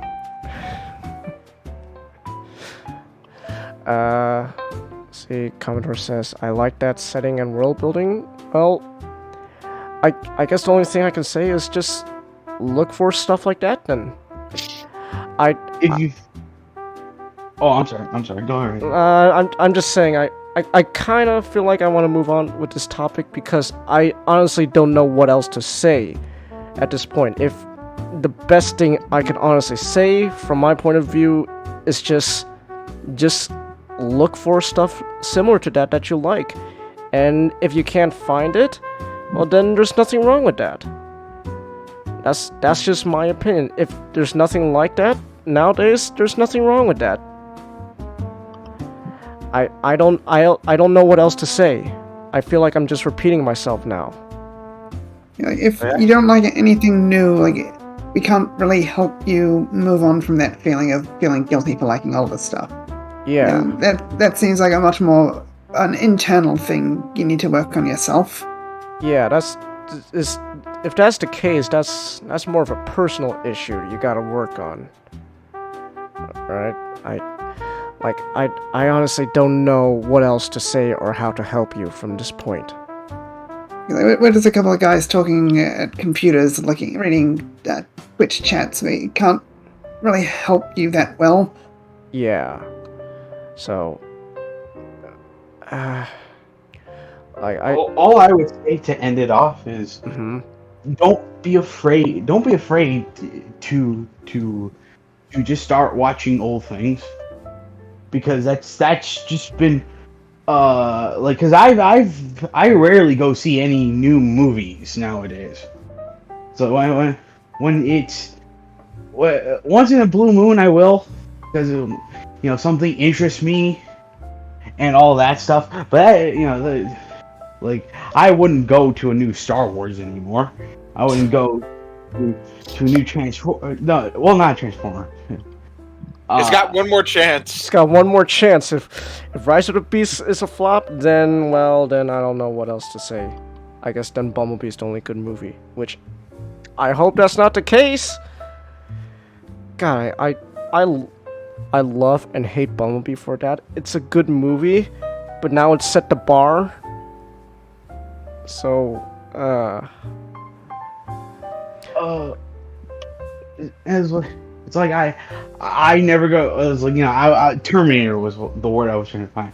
I'm not gonna go to a new movie like that. But every now and again, when they announce a special, it's like, oh, the 40th anniversary of it's like the 40th anniversary of what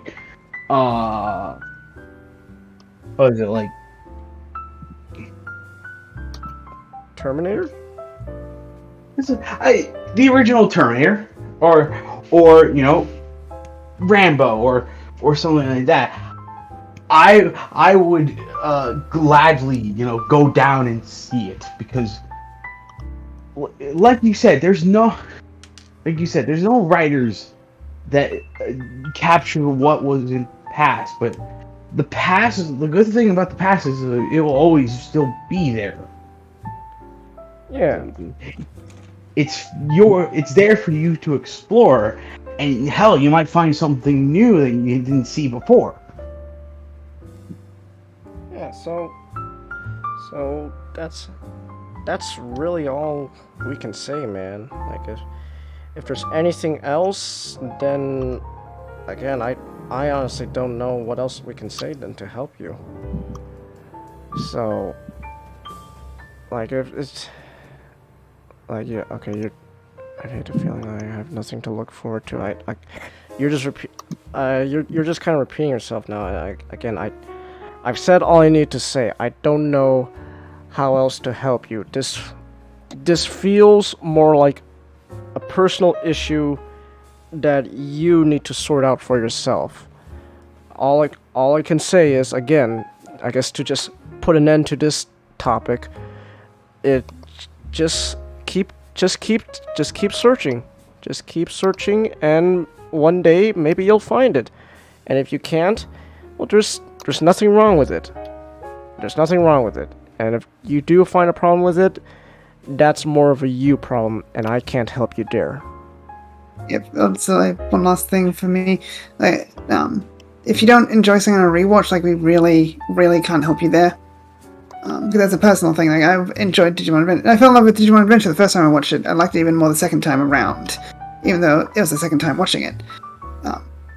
So if you enjoy something but you need that joy of discovery, and you can't just enjoy something for what it is, then that's a really hard thing for us to help you with.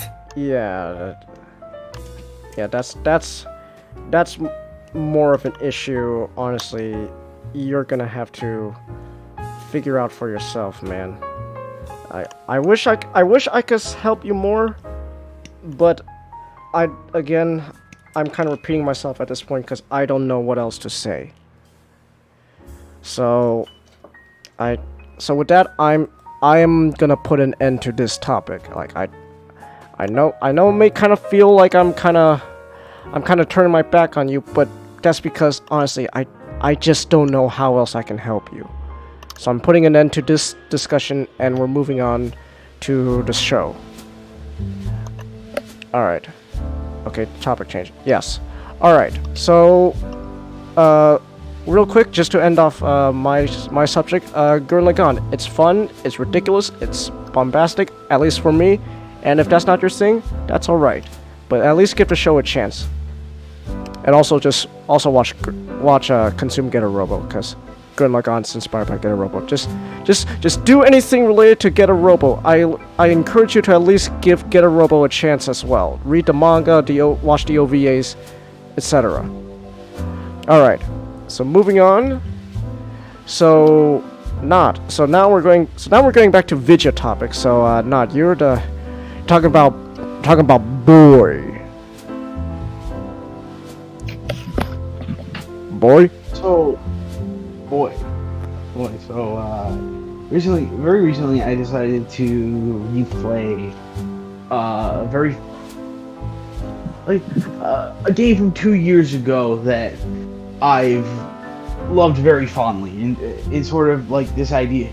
I kind of wanted to go back and see, do I still have feelings, the same feelings I have of the game now that I had before? Short answer is yes. Long answer is so God of War, God of War 4, because it is a direct sequel to, even it is a direct sequel to God of War 3. It's a soft reboot. Or as people like to call it, God of Boy. God of Boy. Boy. It's like Dad of War, God of Boy, or as I like to call it, Dad of Boy. So it's like, the game takes place. Oh. Personally, I like to call it.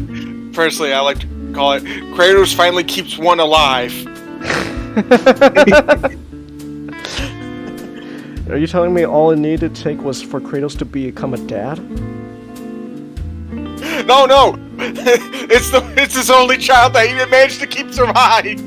Oh, no. God damn it. You know why he's why his skin is all completely white like that? I know. It's the ashes of his family. Of his wife daughter. Yeah, it's the ashes of his family. Oh my god. He failed to keep his surrogate daughter, what's her face, Pandora, from dying as well. That's still a dark joke. It is. Oh no. All right. Kratos goes up to Elysium. Goes up to Elysium in one of the spin-off games. He's given the chance to live in eternal paradise with the child that he took, with the child that he killed out of ignorance. But if doing so, he could potentially allow, I think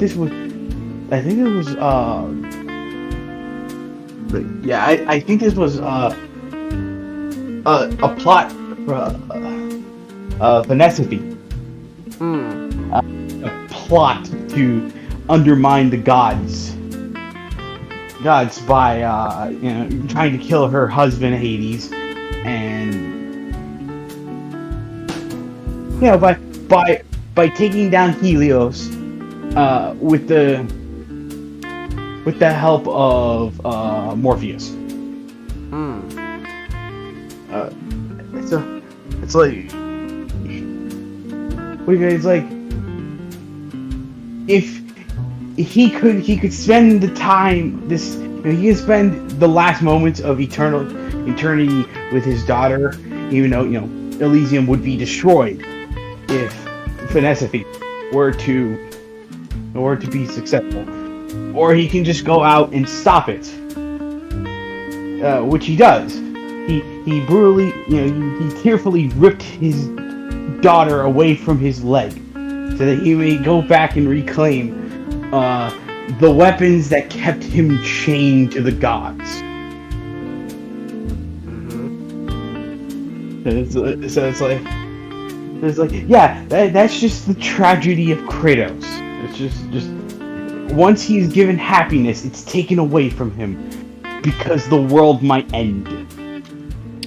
That, or he just chooses to go after vengeance. Yeah, because Kratos is an angry boy. I mean, Yep. he is. It's understandable why he's angry all the time, but he's still an angry boy. So this takes place. God of War 4 takes place. I don't know how many years after, like how many years after the events of God of War 3, or as I like to call it, Kratos kills the Greek pantheon. Because at the end of that game, there's no such thing as a Greece anymore. It's considered a second sea at that point. Kratos, whatever you do, don't open Pandora's box. It's always in Philadelphia team plays Kratos kills the Greek pantheon.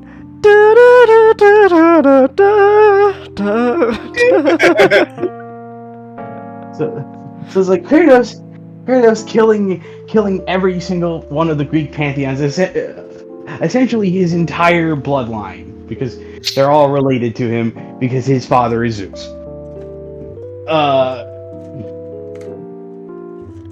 Because of course it is.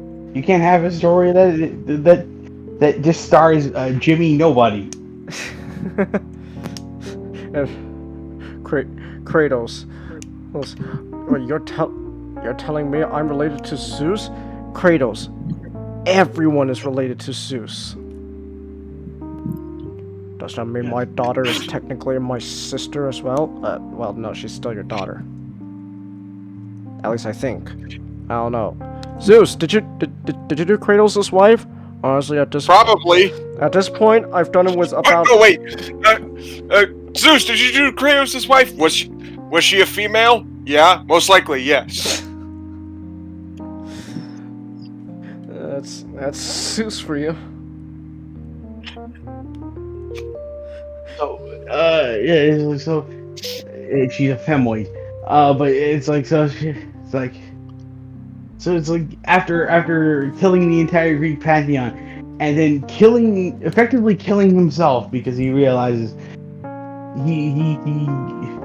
his goal is, he succeeded in his goal, but what is there to live for anymore? He tries to kill himself.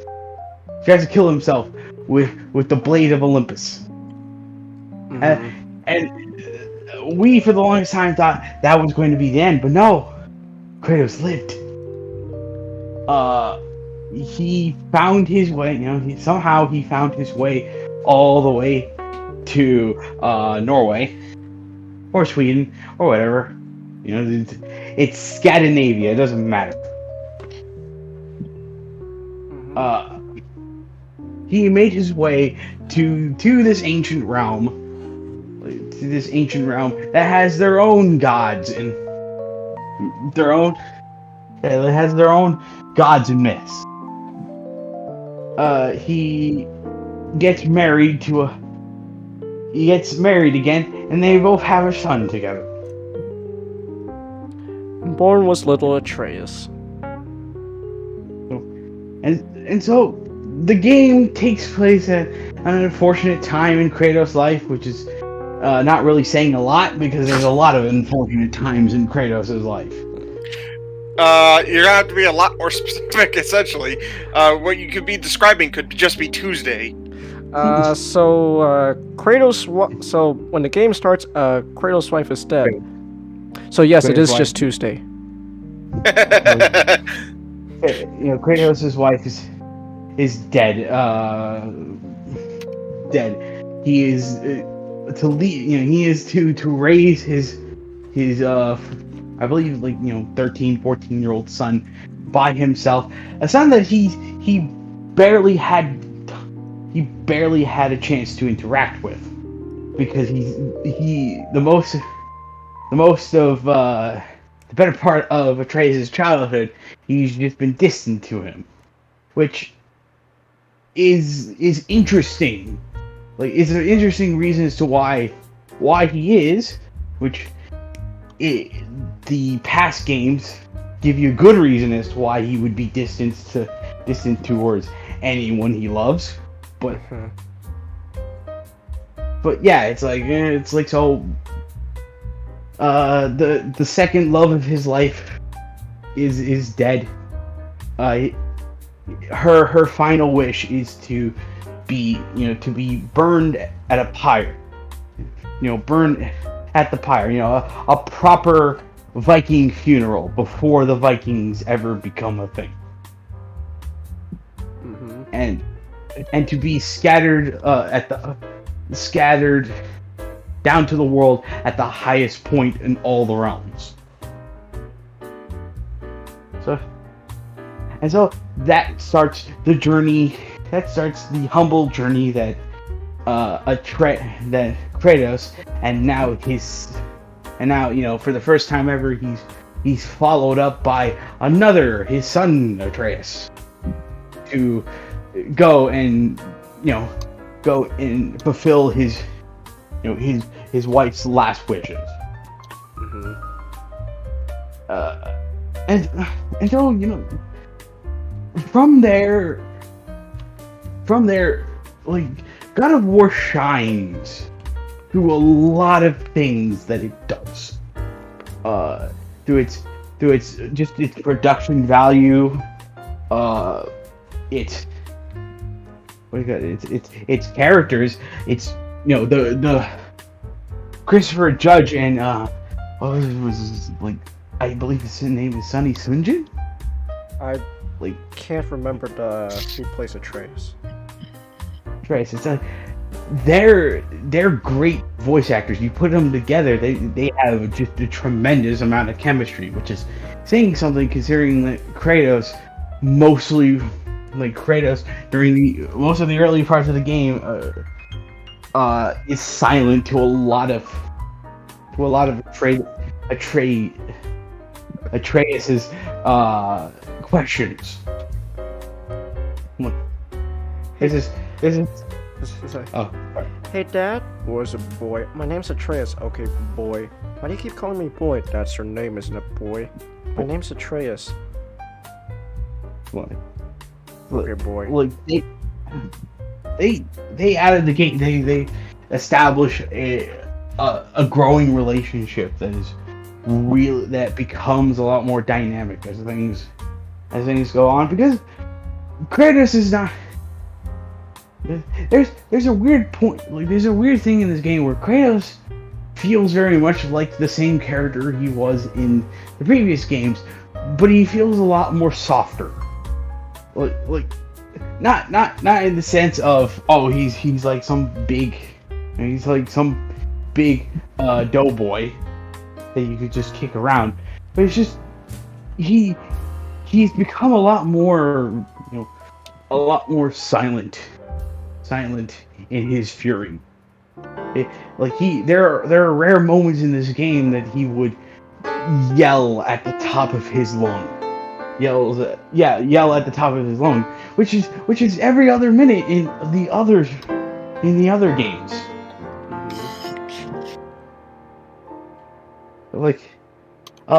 God of War had to keep telling you that, every other word that comes out of Kratos' mouth in the first God of War is how much he doesn't like Hades, like Ares. Ares!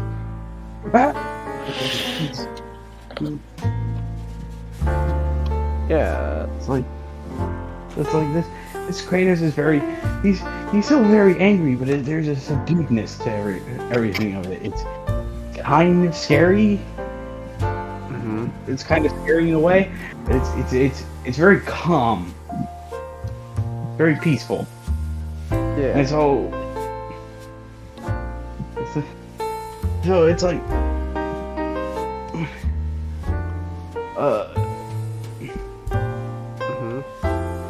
I guess it's like, and even then, I really do love the gameplay changes they do. You know, turning the series that was more or less traditionally just a fixed camera hack and slash to a over the shoulder, of course it's still hack and slash, but it's over the shoulder, and there's a lot more of an emphasis used on the camera. There's where you really have to start being, where the game really asks you have to start being more perceptive of the things around you, other than just, okay, there's a ton of enemies on the screen, you block, or you roll out of the way in case, your block will be broken. It's just, it's like, one thing I really never understood about a lot of the detractors of the people who don't really like this change in gameplay is that they think it doesn't flow well. And I'm like, I think it flows perfectly well, because because more or less it is still working on the same system, but there's a lot of additions and modifications that they do make in order for it to work, like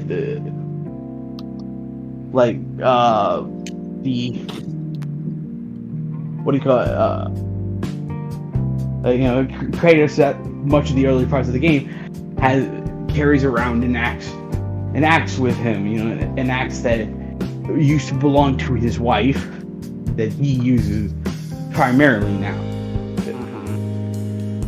It's an axe. It's an axe. You cut things with it, but it's also much like Mjolnir from Thor, where he can throw the axe, and it's charmed to the point where it will return to him. You can summon it back. Yeah, you can summon it back, and the times when you do throw the axe, interesting thing is Kratos would change his fighting. Kratos would change his fighting style to something that is hand to hand, which is which was first implemented in God of War Ascension, the first big game after 3 that tried to revitalize the series, but kind of failed because, after you've seen Kratos try to kill himself, what was it, the 3rd time? It's really hard to just go back to, oh, hey, look, it's more of God of War again. So it's like, there's this sense of, in my opinion, combat is more evolving. It's something that relies less on button mashing and more on trying to, more or less on button mashing and just getting a lot of toys to play with and just being told the solution out of these battles is by trying to experiment with what you're doing. And the game really greatly rewards you with that, with that approach.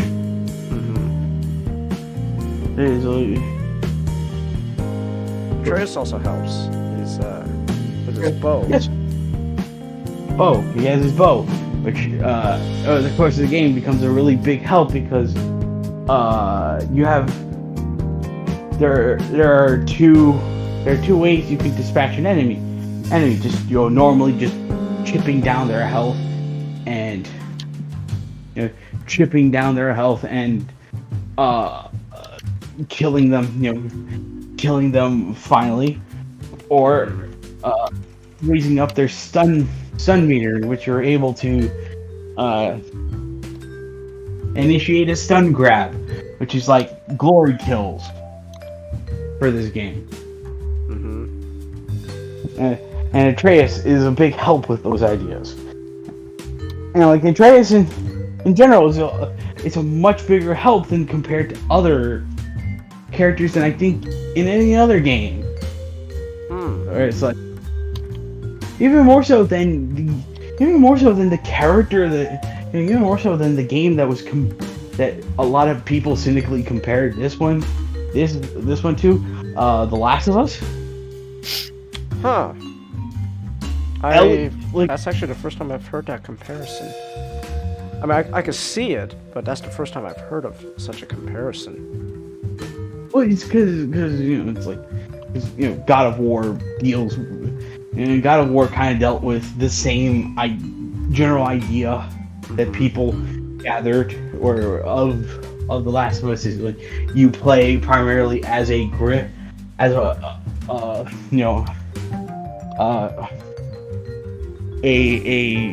old grizzled, thank you, an old grizzled cynic, even though Kratos is a bit of a cynic, but I would say that he's a lot more of a he's a lot more of a realist. Yeah. In that respect, it's like and then you start to hope, like the main grizzled character, just his heart starts to open up once he gets to meet and grow closer to the young character of the game, to his boy, to his teenage characters of the game. But comparing to The Last of Us to this game is a really gross understatement, because frankly, Kratos and Atreus have a lot better of a dynamic than Joel and Ellie did. Shots fired. Because it was like Joel throughout the entire Last of Us is like he's a character that's very morally gray, down to the point that like when Ellie starts to be like, oh hey, look at this cool thing, he just starts to go like he just starts to go, I don't care, I'm a cynical man, I don't really give a crap, I want to survive, until the eventual part that he's meant to care in the end, because like they've been around each other so long that somehow I forgot what's the word. It's like what's the word you're looking for? It's like it's like familiarity. Where it's like, familiarity just breeds like instead of breeding contempt, it's just familiarity breeds happiness, apparently. It's like, oh man, this girl that I really didn't like at first, she's about to die.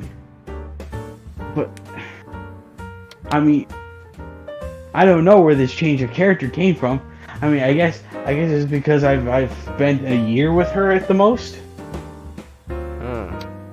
This is the first time I've heard such a criticism of The Last of Us. It's like I don't want to make this into a rant of The Last of Us, but it's just a lot of that game kind of deals too much with. That game kind of deals too much with the idea of the buddy. It feels like the buddy cop duo, the buddy cop movie, but with but trying to set up this parent-child relationship.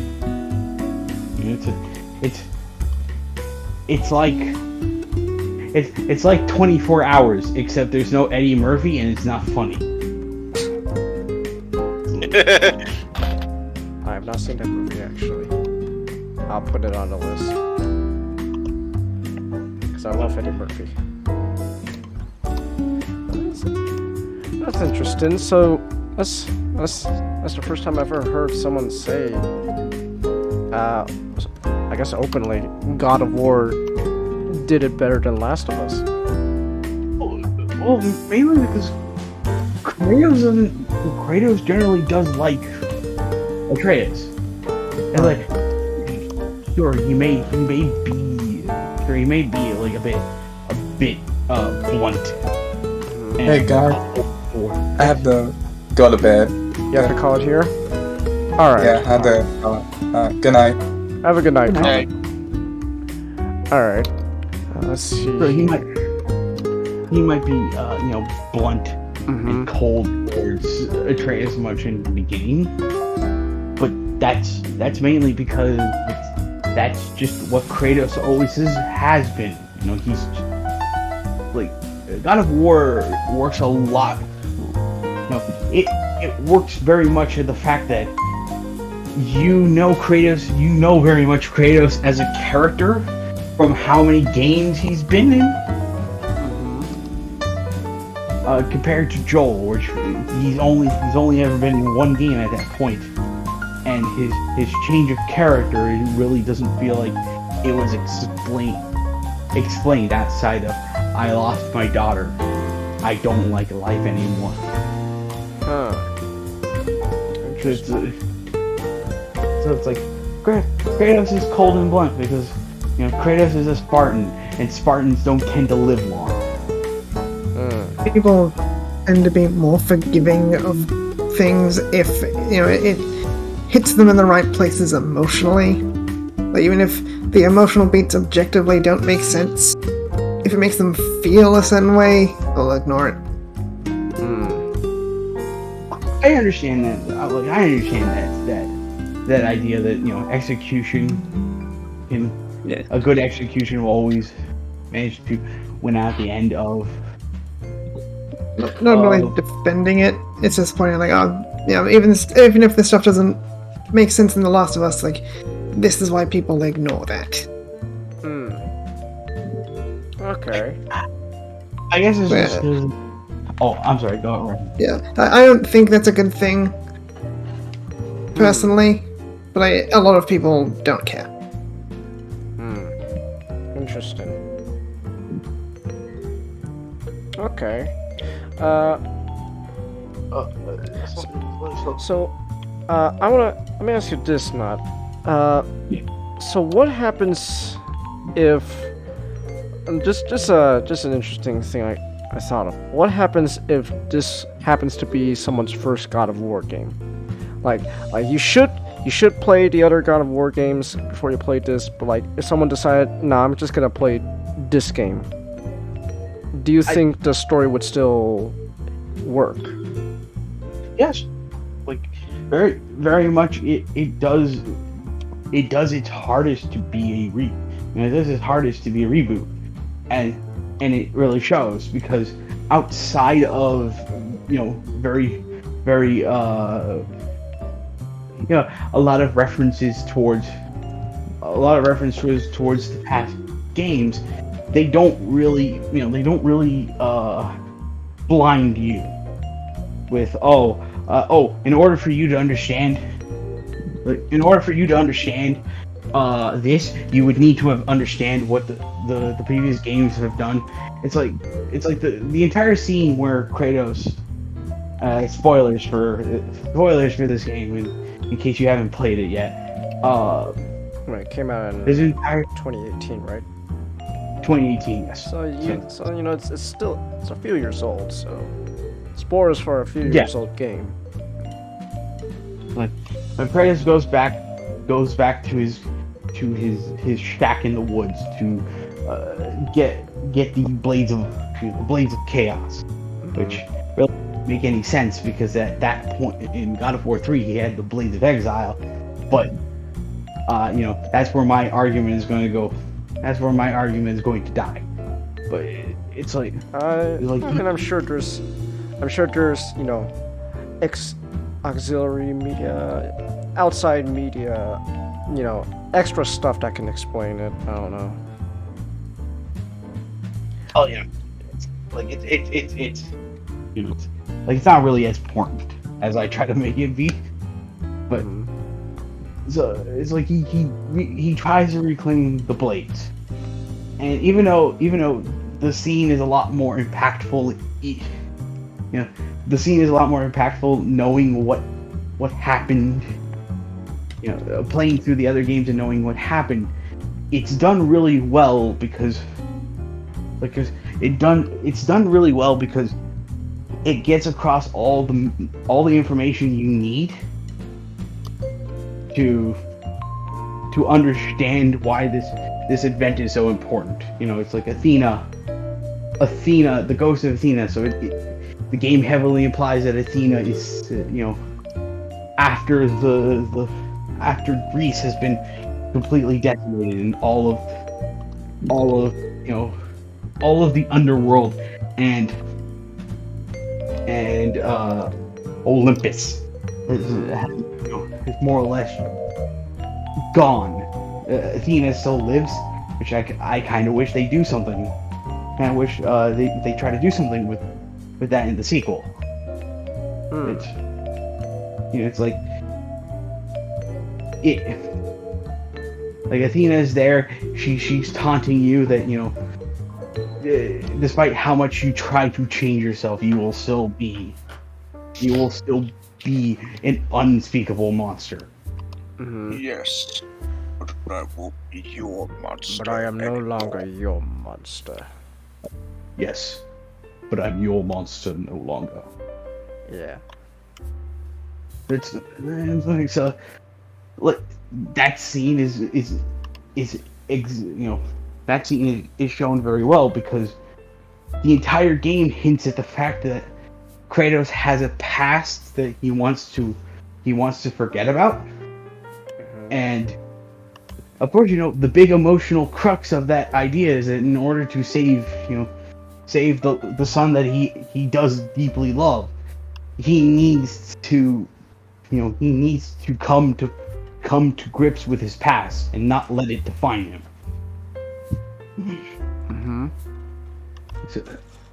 So it's like you would get moments like that, and it's done very well. There's another moment in Hell where it's just, Zeus is there because Zeus is not just going to be in the underworld because there's no underworld anymore. Like Zeus is there. Was that actually Zeus, or was it like just a hallucination? It implies. Okay, so the implication, because of the implication, Because of the implication. It is a hallucination. But like quick thing off topic, because this has been on my mind. If for some reason they want to try and remake The Fly again, just why? Again, for some reason, like to see if they can do it without just rehashing. Because it was the Seth, Jeff Goldblum hard to top. Who I'd want to play? Yeah, who I'd want to play Seth is Glenn Howerton. Huh? Why is that? Because he. Let's be honest. It would just be The Fly, but starring Dennis.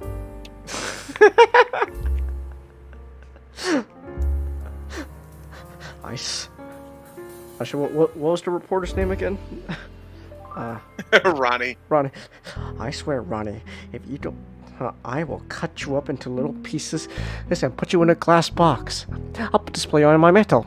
Hell, I'll even skin you and add you to my skin collection. You have a collection of skin? Don't be ridiculous, Ronnie. You didn't think of the smell. You didn't think of the smell, you bitch!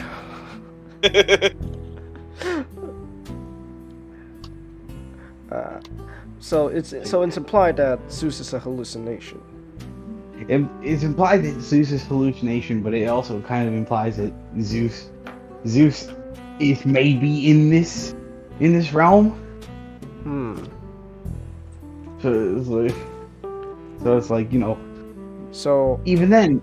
So would that imply then, like, everyone Kratos killed in Greece is now in hell?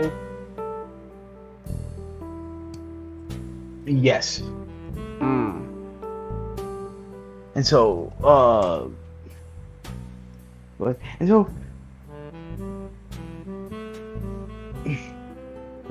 like the game, like, you know, to repeat myself again, it's like the game will keep hinting at what happened in the third game or what happened in other games, and just like, and even though the emotional, in my opinion, the emotional effect would be a lot more greater if you've experienced those before, but it does a really good job at filling in those blanks, you know, in a way where you understand why this moment is such important to Kratos.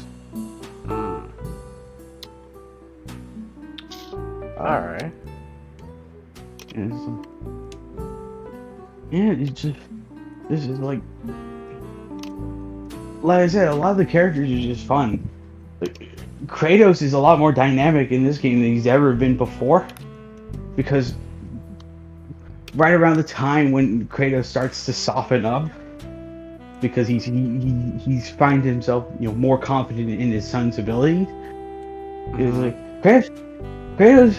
There's a lot of funny moments in this scene where it's just Kratos is trying to relate to his child, and it really just seems like, yeah, he's trying to be more and more like a dad, and he's just not understanding.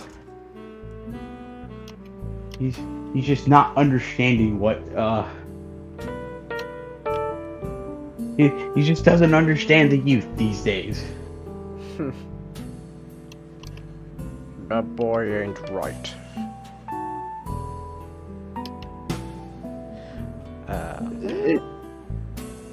Go ahead. And of course, you know, Mimir, the best character of the game. Yeah. He's essentially just a talking head, literally. It's a talking head with is it like a Scottish accent, or what accent does Mimir have?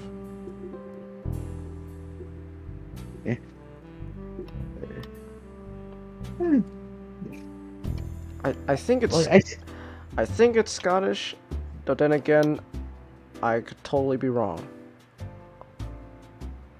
I guess it has like some regional, like it's some kind of regional accent, but it's like, so like his entire role in the game is just to speak exposition to you, but he's so charming because he's just so charming of a character, because he's essentially a drunk.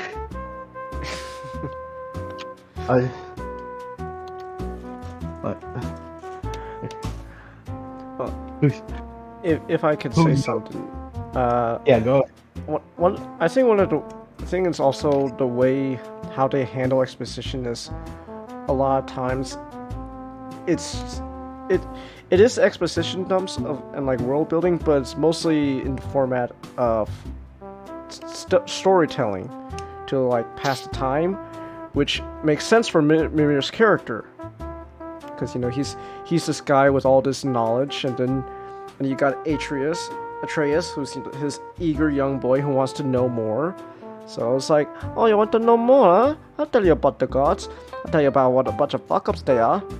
The gods are fuck-ups? Oh, laddie, you have no idea.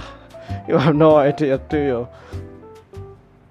So it's, and plus, like, when he tells the stories, and therefore the exposition dubs, he tells it it's also the way he delivers the stories. They're always fun.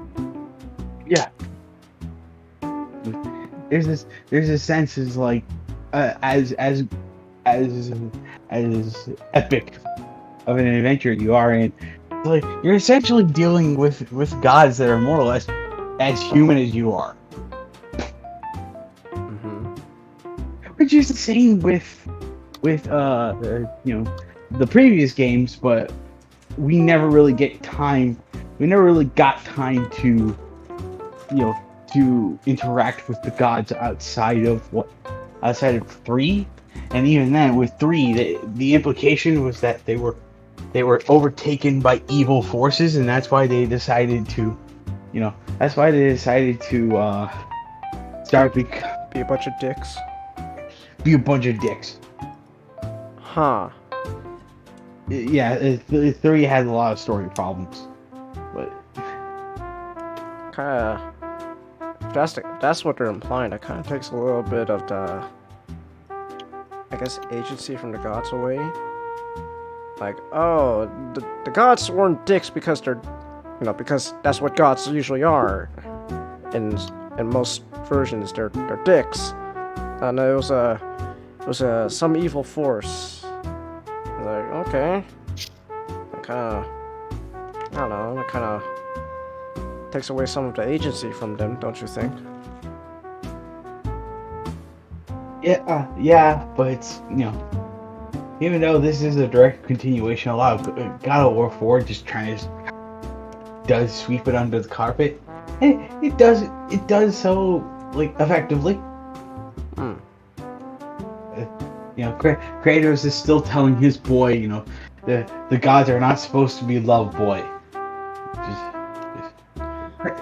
Kratos is a super ultra atheist, but he's not cringy. What's that? I hear someone's trying to compete with me as an atheist member. Shockwave, get back to your lab. You can't tell me what to do, Megatron. Yes, I can. I am Lily, your commander. I don't respect you as my commander. Well then, and you're to the dungeon with you. Soundwave, find someone who can fill his position. Shockwave, you'll be executed in 3 days. Joke's on you, Megatron. You won't find anyone. Ah, shit, he's right. Wait. Even if you're right, alright, this disgrace will not stand! Wait a minute, Lord Megatron. How come you let Shockwave talk back to you? Because he's not annoying like you, Starscream. Also, I did not let him talk back to me. I'm having him executed in 3 days.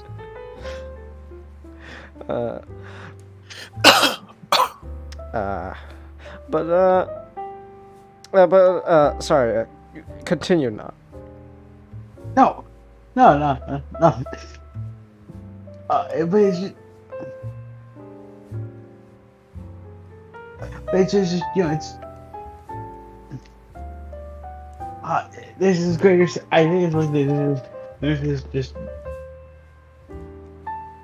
this greater sense here that like everything feels like,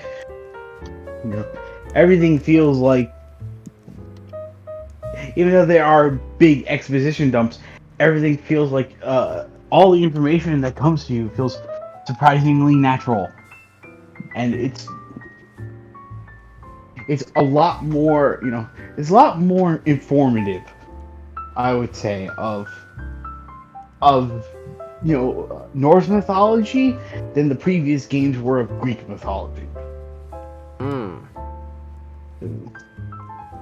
Because every point in the game kind of just deliberately slowly tells you why everything is so important, and why if something were to be gone, the apocalypse would happen. Which, spoiler alerts, the apocalypse does happen. That's the whole point of the sequel. Ragnarok. Right. So do you think in God of War Ragnarok, Kratos is gonna meet a rock monster voiced by Taika Waititi? I hope not. Like just. I'm sorry. I still feel weird that I feel like I'm the only one here that I don't likes hate it, but Ragnarok. it's like I think it's a fine movie, but like where it's like what's connected to and how it handles the source material and the characters, I am not a fan. Yeah, I can see that. I guess again because I didn't read the comics. Well, shitty MCU jokes aside. So just like to boil down all of my ramblings is just God of War 4 does a lot of things surprisingly well. So much so that I think I would confidently call it one of my favorite games of this decade. Well, of the previous decade, of course. Because it's a game that not only revitalized the franchise that it was a part of, but kind of made me see things a lot more differently of that franchise.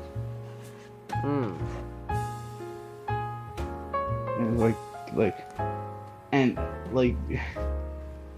I still have these feelings. I still have these feelings of the game now that I had before because everything just still hits all the right marks. Like it's really astounding. How much is God of War now? Are they gonna re-release this game for PS5?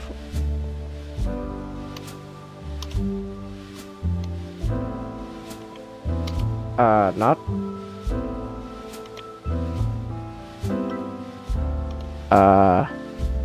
Oh no! We lost not. No! Alright, in the meantime, let's read the chat then to kill the time before Not comes back. Chelsea says, how much water did everyone drink tonight? I drank nothing! And I can still talk. I have a nearly empty can of Diet Coke next to me. I don't know how well this is being picked up. I'm always drinking tea during these streams. Lucky you. Oh, Not's back. You good, Not? Yeah, I'm fine. Alright. Chelsea asked, how much water did you drink tonight?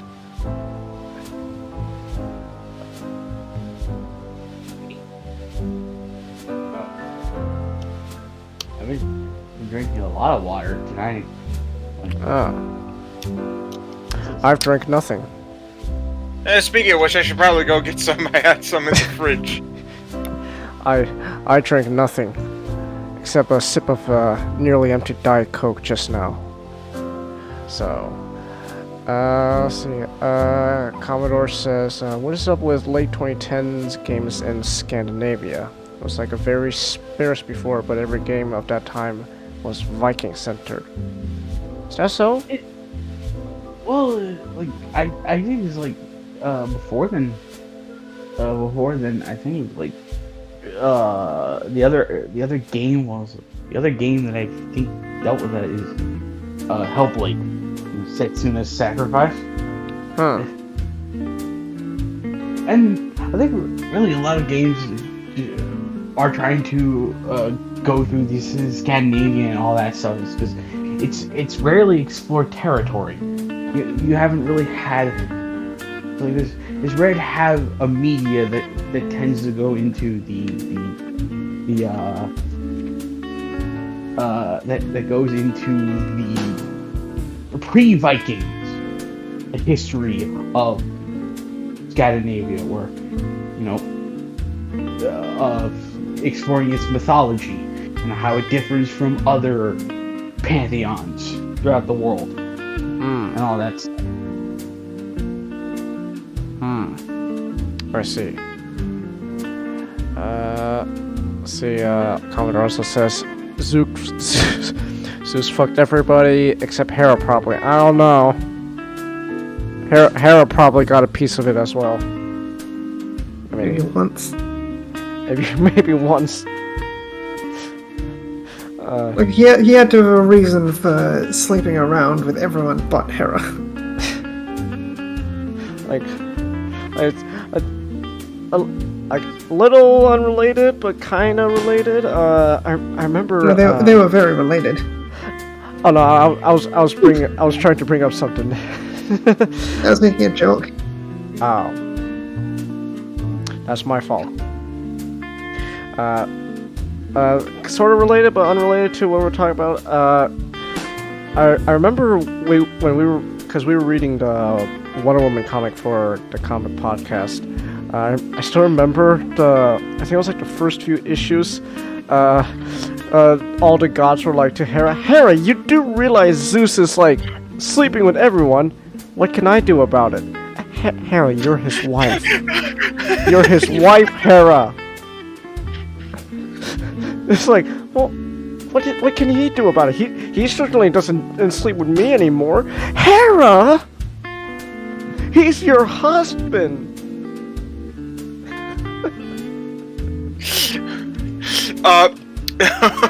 When I was, I first learned about Greek mythology in elementary school. I originally thought that Hera was a bitch.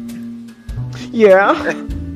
I mean, and so and then afterwards, when I got like let's say let's go middle school, I thought, wow, she is a really big bitch. Yeah. And then when I got to high school, I'm like, you know, you can kind of understand why.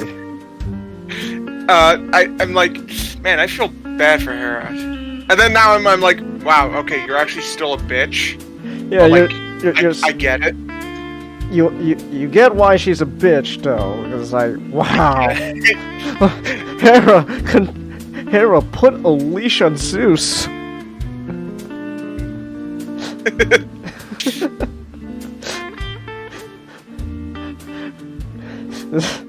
This Kratos, Zeus, I want you to meet.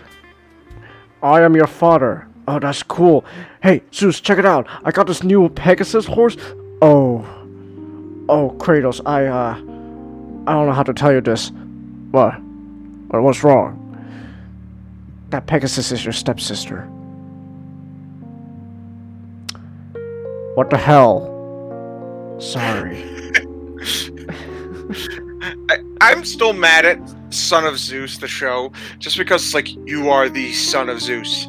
I just want to go in there and say, no, you're a son of Zeus.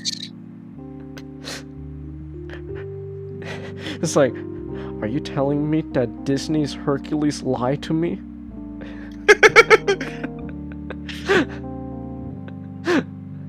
And then along came the mighty Zeus. And then along came Zeus, he hurled his thunderbolt. He hurled his thunderbolt. Right, he didn't turn into a swan to get chicks, it was to get to the chicks. But he ended up... He had a lot of different ways. He was just trying to get to the chicks. Because if he was in his normal form, Hera would have done something. Yeah, but hey, he still ended up doing more than just chicks. Swan? Hey, baby, you ever had sex with a swan? No. Well, tonight's your lucky day. Next morning... Well, tonight, get ready to get really weird. The next morning, she gives birth. Hey, Swan? Yeah? Why did I give birth to a horse? What the fuck? How are you still... Oh, yeah. How are you still... Oh, yeah, that's because... Oh, for one thing, I'm Zeus. Oh. That doesn't answer my question. It's like... Zeus wasn't a pimp. Charles, because he wasn't pimping out women. Zeus is not the first pimp. If Zeus, I guess he's the first man whore. Oh yeah, he is not just the biggest man whore. He is the man whore. Yeah, not even the biggest, he is just the what whores try to be. God, Yeah. He may not have been the first man-whore, but he was definitely the first the man-whore. I just want a version now of Greek mythology where Zeus and Hera's relationship is just Frank and Dennis. Athena smack, just like, Zeus, you don't have to do it. No, Zeus, get in there, please the woman. And I stop it, just let me think. Now you see what you do, Athena? You're making him think for himself.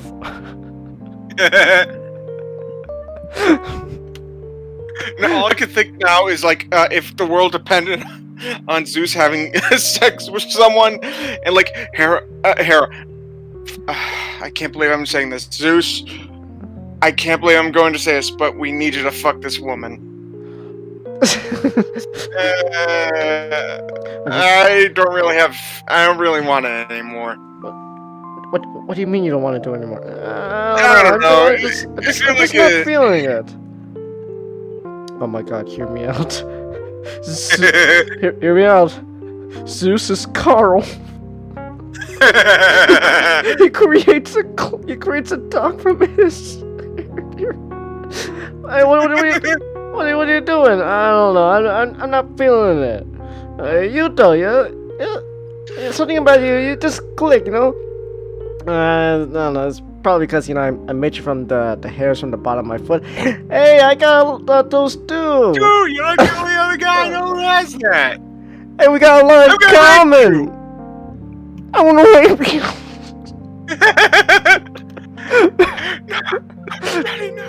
No, Spaghetti, please. I'm your father. Your father. I just imagine Zeus is just Carl in that position. Oh my god. I highly recommend God of War 2018. I think Yeah. is just end this game. Yeah, God of War is great. Before we move on, before we finish the show off, I think I also kind of want to mention this. So I remember watching some behind the scenes footage and like interviews of the lead creator. I forgot his name. Cory Barlog? Yeah, Cory Barlog. And I remember him explicitly saying that a lot of the reasons why God of War, at least this one, the way it is and how it's structured, etc., the story is heavily based off of his own personal experiences. Because the most recent thing that happened to Cory Barlog's life was he himself became a father at the time this God of War game came out. So, as with his newfound outlook of life as a father now, Cory Barlog explicitly stated that God of War 2018 was really rewritten and it was going through some changes essentially to kind of reflect his own life as a father. Hence why God of War has such an emphasis on the relationship between Kratos and Atreus. So I just find that's kind of a neat little thing to know. Like, God of War has a very personal side to it as well, especially to its creator, Cory Barlog, which that explains why it's so different compared to the other God of War games, where Kratos is no longer going around killing everyone and having sex with everyone and yelling "Ares!" all the time. So that's why now Kratos is a lot more calm, boy. Also, the thing is, right? They're talking right in the chat. The Minotaur wasn't Zeus. That was Poseidon and Aphrodite. Oh yeah. if you think Zeus is a man whore, Poseidon. Minos prayed to Poseidon, who sent him a white bull as a sign, and then he was supposed to that he was like the rightful king of Crete. And then he was, of course, had to sacrifice it to Poseidon, but the bull was so beautiful he didn't want to do it and thought he'd do an alternative. Poseidon didn't want an alternative, so he asked a favor from Aphrodite. And we're gonna end that there. Still, if you thought Zeus was bad, Poseidon. Oh my god, dude. I used to think Zeus was a fucking asshole. But no, the biggest fucking asshole in Greek mythology is Poseidon. Oh yeah, Percy Jackson is a complete fucking lie. Cause it is. It's like, Poseidon's just he's Percy's father. No, if the most realistic take on Percy Jackson is Poseidon's my father. Yeah, he abandoned you like every other child he had. In fact, I don't think he even remembers having you. Zeus slipped around. Poseidon didn't really care for the word no, and Hades kind of just had one girl. Yeah. Yeah. Who would have guessed? The guy everyone thought would be, who everyone in modern day, modern revisionists tended to create as the Satan archetype, would be the most chill god. Poseidon was a spiteful asshole. Exactly, Hades, bad guy. No, Hades never really did anything wrong. He was pretty happy with, the underworld because he got all the riches. All Poseidon got was the ocean. Yeah, he was the guy who was just doing his job. Yeah, Zeus became king of the gods. Hades became the richest god to exist, and Poseidon got the ocean. And that's why he was so pissed off. Greek mythology is fun when you realize that all the gods are just a bunch of fuck-ups. Except Hades. Well, there was just one thing he did, and that was kidnap his wife, well, future wife. But he not only tellings have him apologize immediately after, but also it's a very faithful marriage and actually pretty nice. Surprisingly, she was not Stockholmed into marrying Hades. it's like you have all the sides there of Stockholm. No, it's actually a pretty loving relationship. Persephone didn't know if she had eaten anything she was saying in the underworld. So it's kind of the whole willingly, kind of like the consent aspect. Like she didn't know what she was doing would trap her in the underworld. Yeah, there was one retelling I read where she lied about eating something in the underworld, and then as soon as she came back, she immediately ate something. But Age of Mythology gets the whole dynamic right. Poseidon's an evil asshole. Zeus does help people, and Hades exists. Yep. Zeus helps people. Alright, Zeus. This is your chance. This is how you can finally be really helpful. We need you to fuck this girl so you can save the population. I don't feel like it. What do you mean? I don't know. Just something about her, she doesn't click. You don't, something's different about you. You click with me. I don't know, maybe because, we both have, the hairs on the bottom of our foot. Oh, hey, I got those too!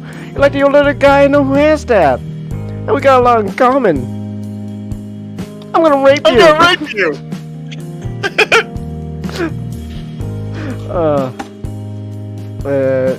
Yeah, got Cengiz. Hand Banana episode is canon to our Transformers. God!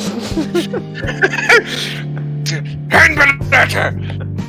Prepare to meet the Enforcer! I want to be named Spaghetti. There ain't spaghetti, I don't really care. Alright, I need you to show. Hey, who the hell are you? I'm your father. I just made you. Yeah, I got your father right here. All right, whatever. Now, prepare to meet the night of your life. Yes. Rape him like he raped me. I'm not really that attracted to him. What? What do you mean you're not attracted to him? I don't know. I don't know. Something just doesn't click, you know. You though. Something about you. I don't know. It's probably because I made you have some loose shavings off the bottom of my foot. Hey, I got those too. Hey, we've got a lot in common. I'm gonna rape you. No! No! Stop, please. Disney not making Heracles an asshole is probably one of the more excusable things compared to everything else they got wrong about the characters in that movie. Particularly his name. Yeah. Alright, so we can now move on to the final subject of tonight. Alright, so what the hell is this show, Nick? Okay, so, The Midnight Gospel is a show, that, was made by Peloton War. Oh, Adventure Time. Yeah, but, if you thought, Adventure Time was trippy... Oh. Oh man, like, this show actually does at times feel like it was made on drugs. Because, for one thing, so it's actually an adult show. Ah, of course. But it's not like Family Guy. Okay. What it actually is it's about the main character, a guy named Clancy. I forgot what his last name was, but really they call him Duncan. Characters call him Duncan anyway, and the reason why that is because he's voiced by Duncan Trussell, and Duncan Trussell actually has a podcast. And what they basically did was just take like interviews from that podcast and just animate them. Huh. Yeah. Alright. Yeah, like, and like, so like, and like they go, alright, see ya, Duncan. Yeah, see ya. Wait, who's Duncan? And like address it, but like, but obviously, like, they forget to, obviously because these were actually pre-recorded, you know. And basically the whole, the show is basically, Clancy is basically just a guy who lives on this planet, but he, what he really does is, he makes himself, he has a podcast himself. And what is that he basically got, VR chat, like there's that guy who does interviews people in VR chat. Yeah. Basically that. Huh. Like he goes into alternate different realities, simulates different realities for and interacts with people. And basically it's just going around. There is an overarching plot where it's basically he's a guy who just is kind of avoiding responsibility, and even has some problems with dealing with the death of his mother and stuff like that. Oh. Yeah. Essentially, but really, you don't even have to watch it for the plot, except for one episode. But like, it's just one episode. Basically, the whole thing is like the first episode is he goes into a dimension where also whenever he simulates into a dimension, he has a different avatar. It basically like interacts with the president of wherever, maybe US. It doesn't really matter because it's like. And the conversation they have, it's not like they're actually like, it's basically like Joe Rogan like level conversations. Huh. Where they're just kind of like talking the shit, basically. That's crazy, man. You ever tried DMT? Dude, the first episode is about drugs. And they're basically just explaining, like, drug use, their experiences with drugs, how, Clancy Duncan actually almost died, once. Oh. He's fine. Okay.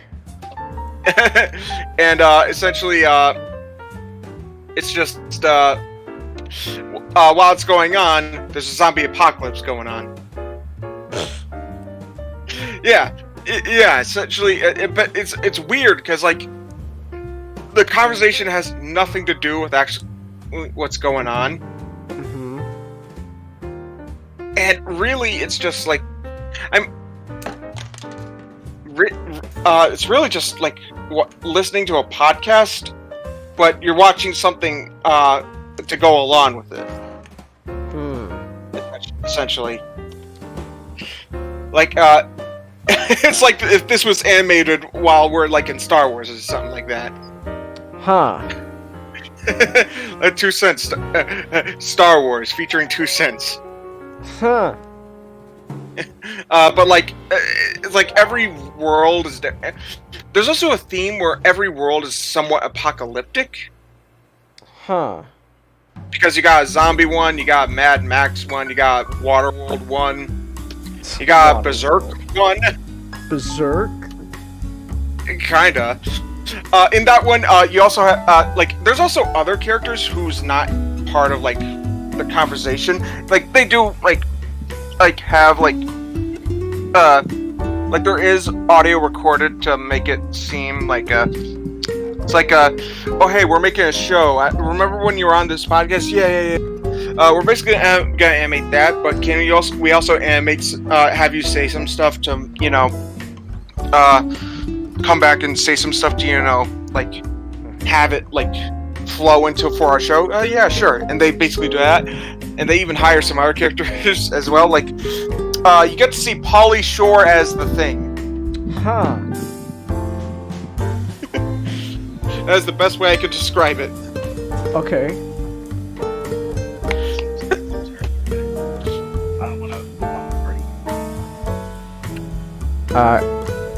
Did you say something, Nut? I couldn't pick it up. Oh, I'm sorry. I'm gonna try to get some sleep as much as I can. Still got work. Unfortunately, I don't want to put it on the card. I really do want to hear more of this, but I can't. Alright. That's fine, man. Alright. You two have... Well, you three have a good one. Yeah.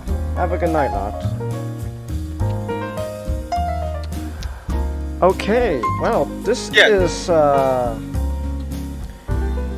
was just say, this is the first time, where it ended with just the three of us. Huh. Yeah. Usually Nut actually sticks around longer. So. Huh, weird. Yeah. Anyway, essentially, so like they're having like just these random yeah, but like they also go into topics like, okay, so I was actually afraid of watching this show because I was watching a guy talk about cartoons and he said, I'm probably not gonna watch Midnight Gospel despite the recommendations because I hear it does go in some existential stuff and I kind of dread that. That scared me. Because even though, yeah, I believe in God, but like I also have like these, like, you know, existential fears. Yeah. But I think that's just natural. I thought they were gonna like just be like make me dread it. No, but like how they talk about it, it's more like you don't feel afraid because it's not like, you know how like in some shows where they're talking like BoJack Horseman, that's show also does deal with some existential stuff, but how it is because it's scripted, it sounds like they're like it's kind of like it's like you're being told about like You know what it is? The best way to say it is Rick and Morty.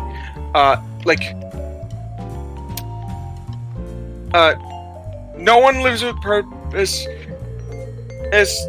No one comes to the world with purpose. No one really means anything. We're all gonna die. Come watch some TV. Like how it sounds like very dreadful because you're Kind of cynical. Not that. It's more like what's the best way to say it? Like it was made to sound profound and like be like and basically make it seem like a thought, like to linger on.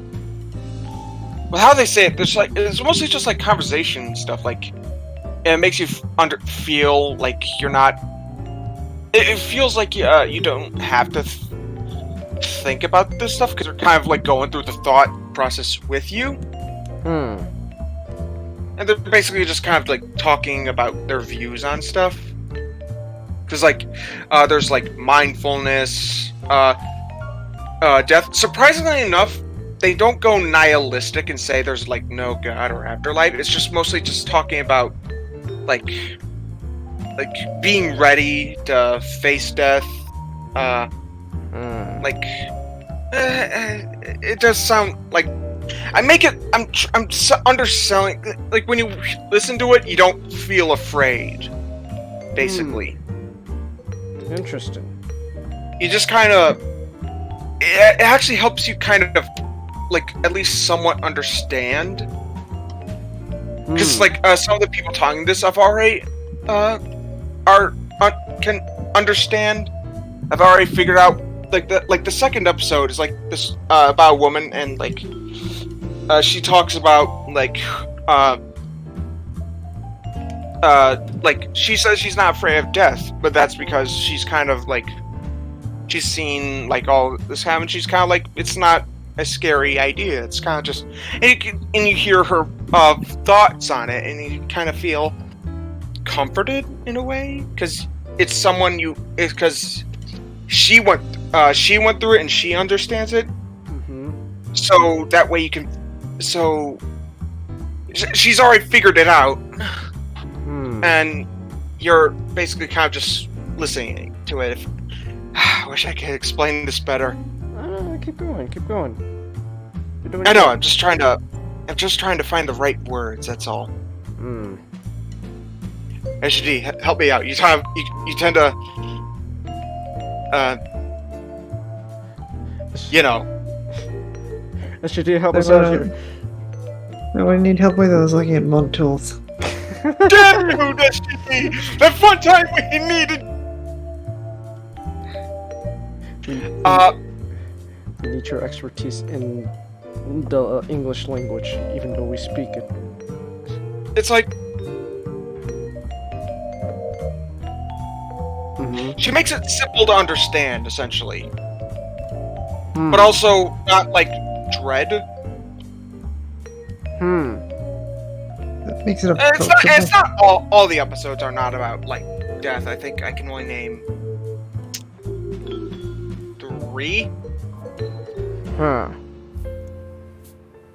But, like, because one is about, like, well, one of the people Clancy interviews is death. So, like, that's a given. Another one is, the other one is, you know, what I just talked about. And what's funny enough is that, like, they're not even, like,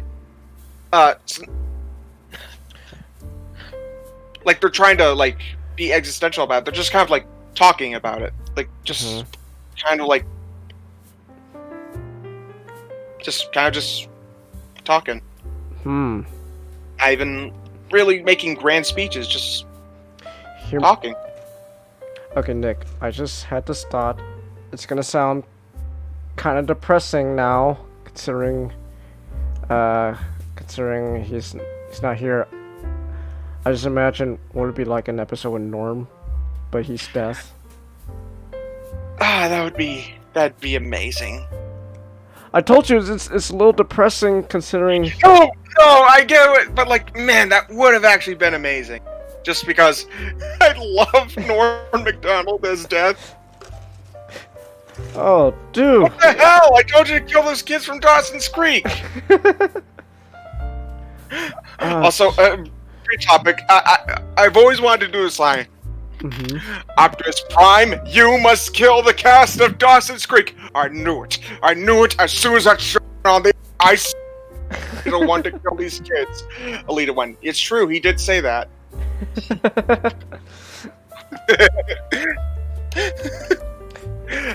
But going back, it's trippy, but like at the same time, you don't even have to watch videos. You can just listen to them talk and stuff. It's like, and it's not even like scripted conversation. It's just because what it is, it's an actual conversation. And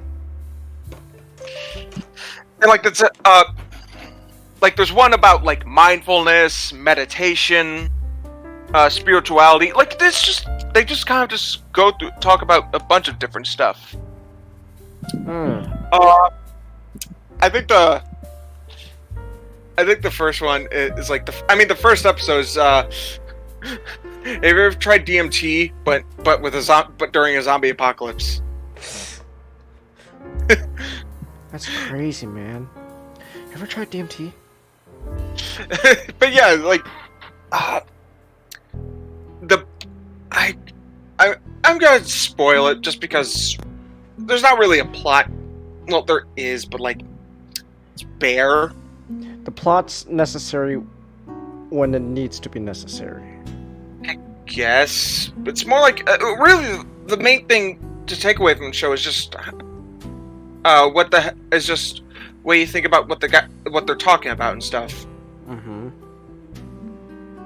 Like, and the final episode is Clancy talking, because I said about his like dead mom and stuff like that. So he's actually talking, having a conversation with like a simulated version of his mom. And it's interesting because you actually see like the they talk about the life cycle and like they do talk about the being prepared for death, but they also talk about what to do when a loved one dies. And I gotta say this because this episode was actually from an episode where Duncan interviewed his mom, who died 8 months later. Yeah, it's but like she already knew she was gonna die because she had like stage 4 cancer? Bone cancer. Yeah, stage 4 bone cancer. That's like the best I could say it. Oh. She corrected him, but like she wasn't even scared. She was just kind of like ready. Wow. But you would think with something like that you'd feel dread, but like when you hear her talk about it, you're just kind of not. It's more like just, huh? Yeah. Wow.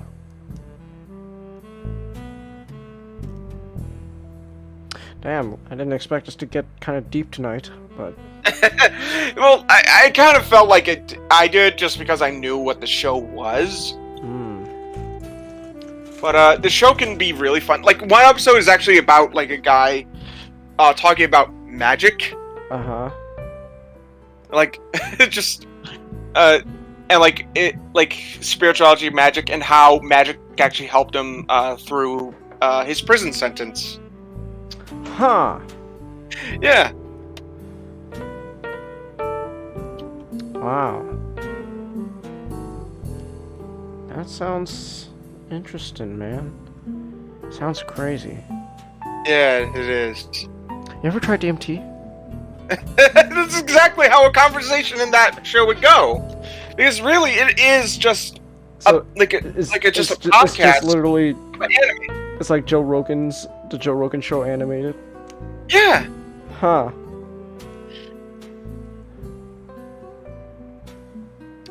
Interesting. I'm not gonna say you ever tried DMT. That joke's gonna get old real fast, but that is interesting.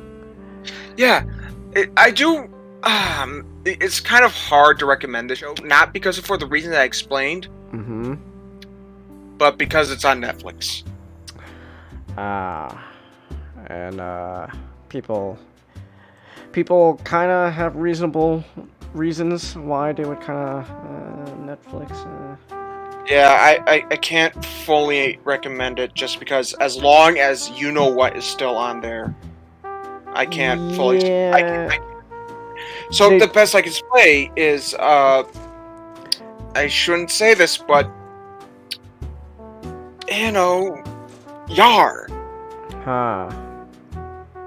Because I do think it's a pretty good show. There is well, also, I guess kind of related, but sort of not related. Which is on Netflix, which, it's the reason why people don't like Netflix anymore, is still on there. It's just they've tried their best to hide it. I don't know why they don't. Well, there's probably reasons why they don't actually take it down for real, but they tried their best to hide it. So one thing they did was, instead of calling it by its, what it's known to be, they call it by its French name? Yeah, French name. God, what is it with the French? Fucking French. God damn it, French. I used to think I used to say it as like a joke, but because of stuff like that, I can't. I don't even know if it's a joke anymore. Damn.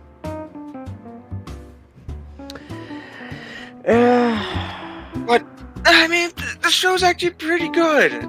So I'd at least say, Yar, just to check it out. I don't think it's gonna get a second season, just because how it ends is it feels like it can have a second season, but it doesn't need to. Alright. Sounds reasonable enough. So, yeah. Check out the Midnight Gospel. I think maybe I'll give it a shot. It definitely sounds like an interesting premise. Someone said this about Dave Opie, who was a reviewer. He said, Midnight Gospel is the antithesis to Rick and Morty. He said that both shows change their viewers' worldview, and Rick and Morty might embrace nihilism more than most, thriving in the chaos of Rick's anarchic worldview. But the world ends over and over again for real in the Midnight Gospel. That's true. The simulations, the worlds in the simulations all end. But they provide a cosmic counterpoint to the introspective teachings of the space cast. He also, the show also deals positively with topics like hope and loss. It's like, yeah, I can't agree with that, because it's like, watching it, you don't feel nihilism. You actually kind of feel hope at times. And and this is all comes from the ramblings of a podcast? It does. Huh. That is interesting. So you know what we gotta do? We gotta keep doing 2 Cents Live until we could get to an anime show. Right. God, I just want it to be knockoff Transformers. We could just do a podcast where we're just like Transformer characters. Well, why didn't you just say so? Oh, wait a minute, why are you Megatron? I want to be Megatron. No, you get to be Starscream. But I don't want to be Starscream. Oh no, I'm speaking like Starscream now. You see what you do? And just like that, we had to force ourselves to make original characters. So we wouldn't fight over who gets to be who. What you gotta do is you gotta get popular enough on YouTube, and then people will start making little animatics of you. That's like the first step, yeah. Lore animatics. Wow, this is such deep lore. What's the actual podcast like? So anyways, I decided to beat up Starscream because I just hate his guts so much. So anyway, I start blasting, bang, bang, and but I don't aim too good, so I miss. So I run after. I start running, so I run after, bam, bam. But I don't run too good either.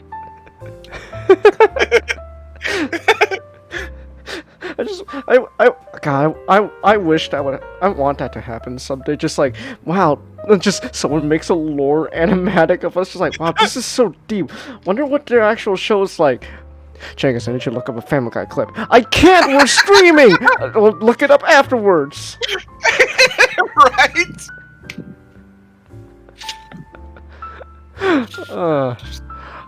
All right. Like, there's gonna be lore where SGD is this cosmic entity, like, who lives throughout all universes. SGD's a knockoff like watcher. No, he's like the living Green Lantern, like, algorithm, but like it's just S, G, and D. And this is canon now in 2 Cents Law. You heard him, bro? It's canon now. It's canon now. Well, I think I'm gonna have to then change your avatar from your logo over. Oh my god, I forgot his name. Steve Irwin. Steve Irwin. Steve Irwin. I forgot Steve Irwin's name for a second there. I wasn't looking at the actual thing, so I didn't even realize it. What Cthulhu? What is there an Australian Cthulhu monster? Is there an Australian Cthulhu monster? That's basically the question. That's the question that must be answered. What would you call a Cthulhu monster? Lovecraftian, but I just like to call it a Cthulhu. It's like what do you call it's like what they called the fucking mutants in that one episode of Rick and Morty. They called them Cronenbergs. Yeah, is there just like some is there just some eldritch deity that just looks like a koala? And they drop bears. Yeah, but that's what people call koalas, though. Oh, that would be amazing. Okay, you know what? That's what I'll do. Next time, I gotta do more setup then before the next stream. But then I gotta set up some SGD's logo so for a koala. But then I edit a picture to make the koala look like it's like radiating an aura around it.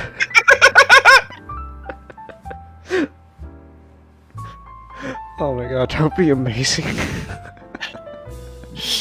Everyone in the multiverse views SGD differently, but there's one constant, that is the S, the G, and the D.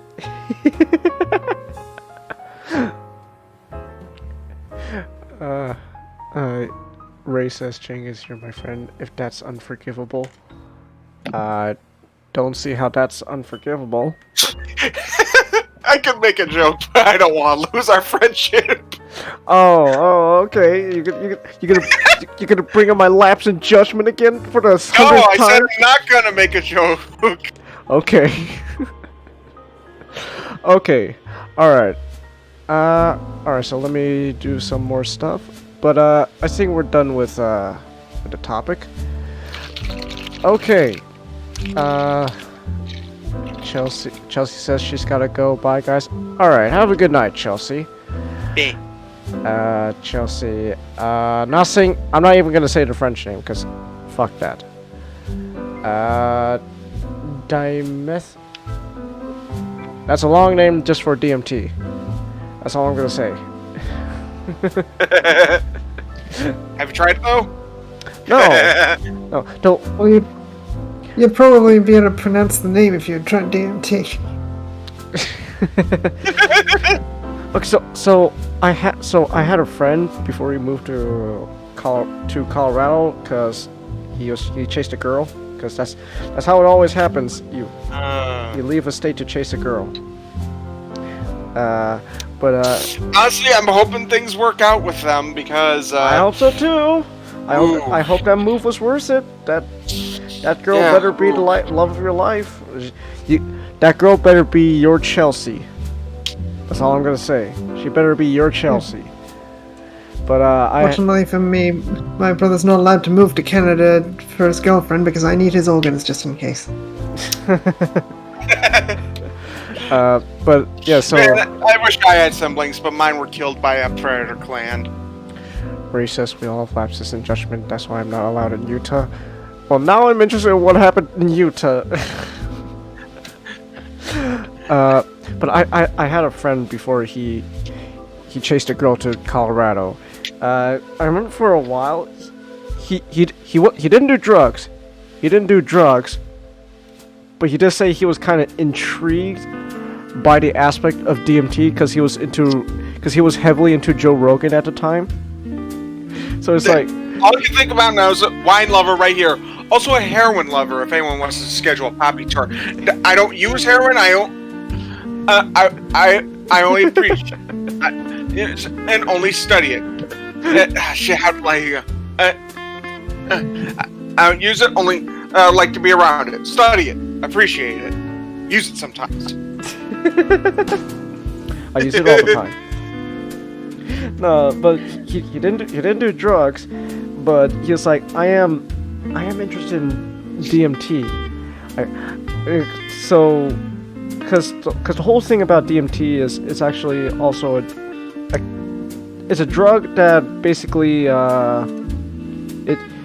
it causes a chemical reaction in your brain that's sort of the same reaction you have when you dream, when you're like in like I think like was it like REM stage of dream? REM. Yeah, REM, where you're in deep slumber, and it's like, and basically like it triggers those chemicals in your mind, and that causes you to have like these visions and stuff like most notably the people like to quote they see the clockwork elves and stuff, and so he's like I'm kind of interested in DMT, so for a while he tried experimenting with dreams and stuff to like he was essentially trying to artificially trick his mind into giving himself the same high you would get when you have DMT, which I was like, okay. And I'm like, you do you, man. But then now looking back in retrospect, it's like, okay.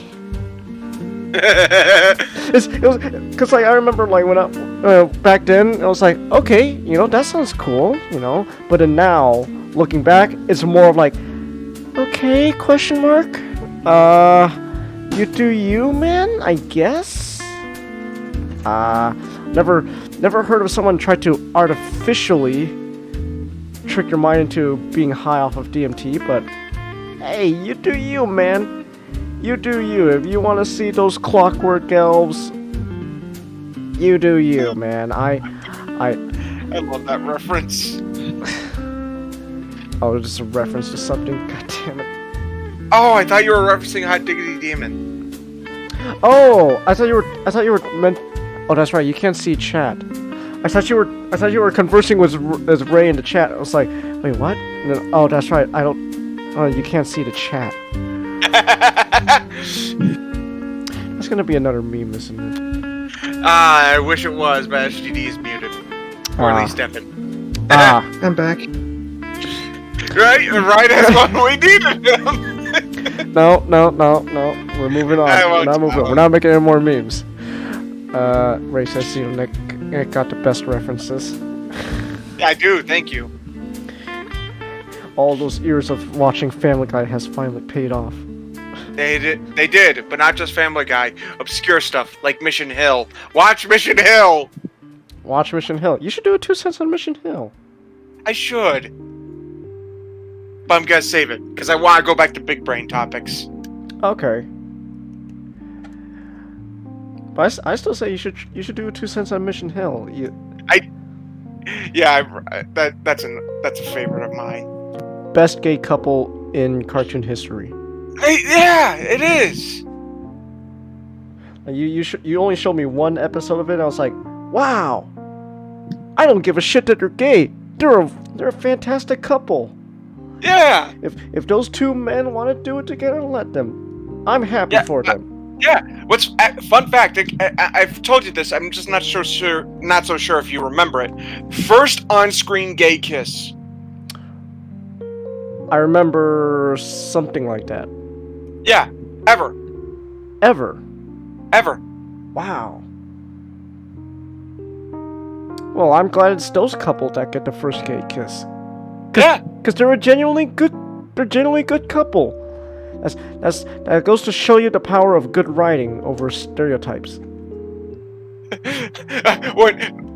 Next year for our for the first month of June, I think. Yeah, June. For Pride Month, we do a special where it's just like our top 10 gay couples or something. Top 10 gay couples. Or not just top 10, or at least like gay couples that like don't like pander and stuff like that. Where you actually like where you don't feel like they're you're made to appeal to a certain type of people. Let's see, who can I think of at the top of my head? Chrome Dome and Rewind. Oh wait, Before Lost Light. Before Lost Light. Yeah, before Lost Light. Yeah, that's when Roberts dropped the ball. In general, but but Lost Light's a completely different rant. We should just again that you should save that. Yeah. Ray says, I remember that because Adult Swim. I think he's talking about Mission Hill. That's how I first saw it. Ah. Alright then. Okay then. So, that was a good stream. We discussed a lot of interesting things. We are now 3 hours and 55 minutes into the stream. So remember when I said that we're powering through this really quickly. Watch this as be still our longest stream. We fulfilled our own self-fulfilling prophecy. So there is that. Alright, so I'm going to mute you guys just for now. And then I'll do an outro, and then after that, I get to play with Birdly. God, Birdly.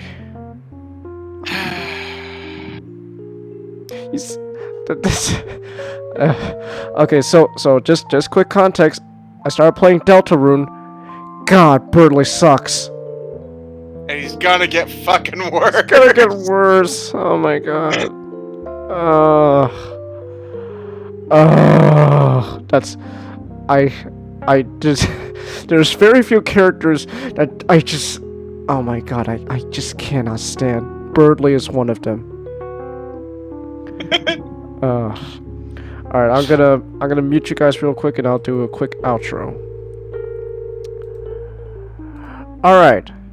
So, that's it for tonight. It was a good stream. Racist Birdly's only term of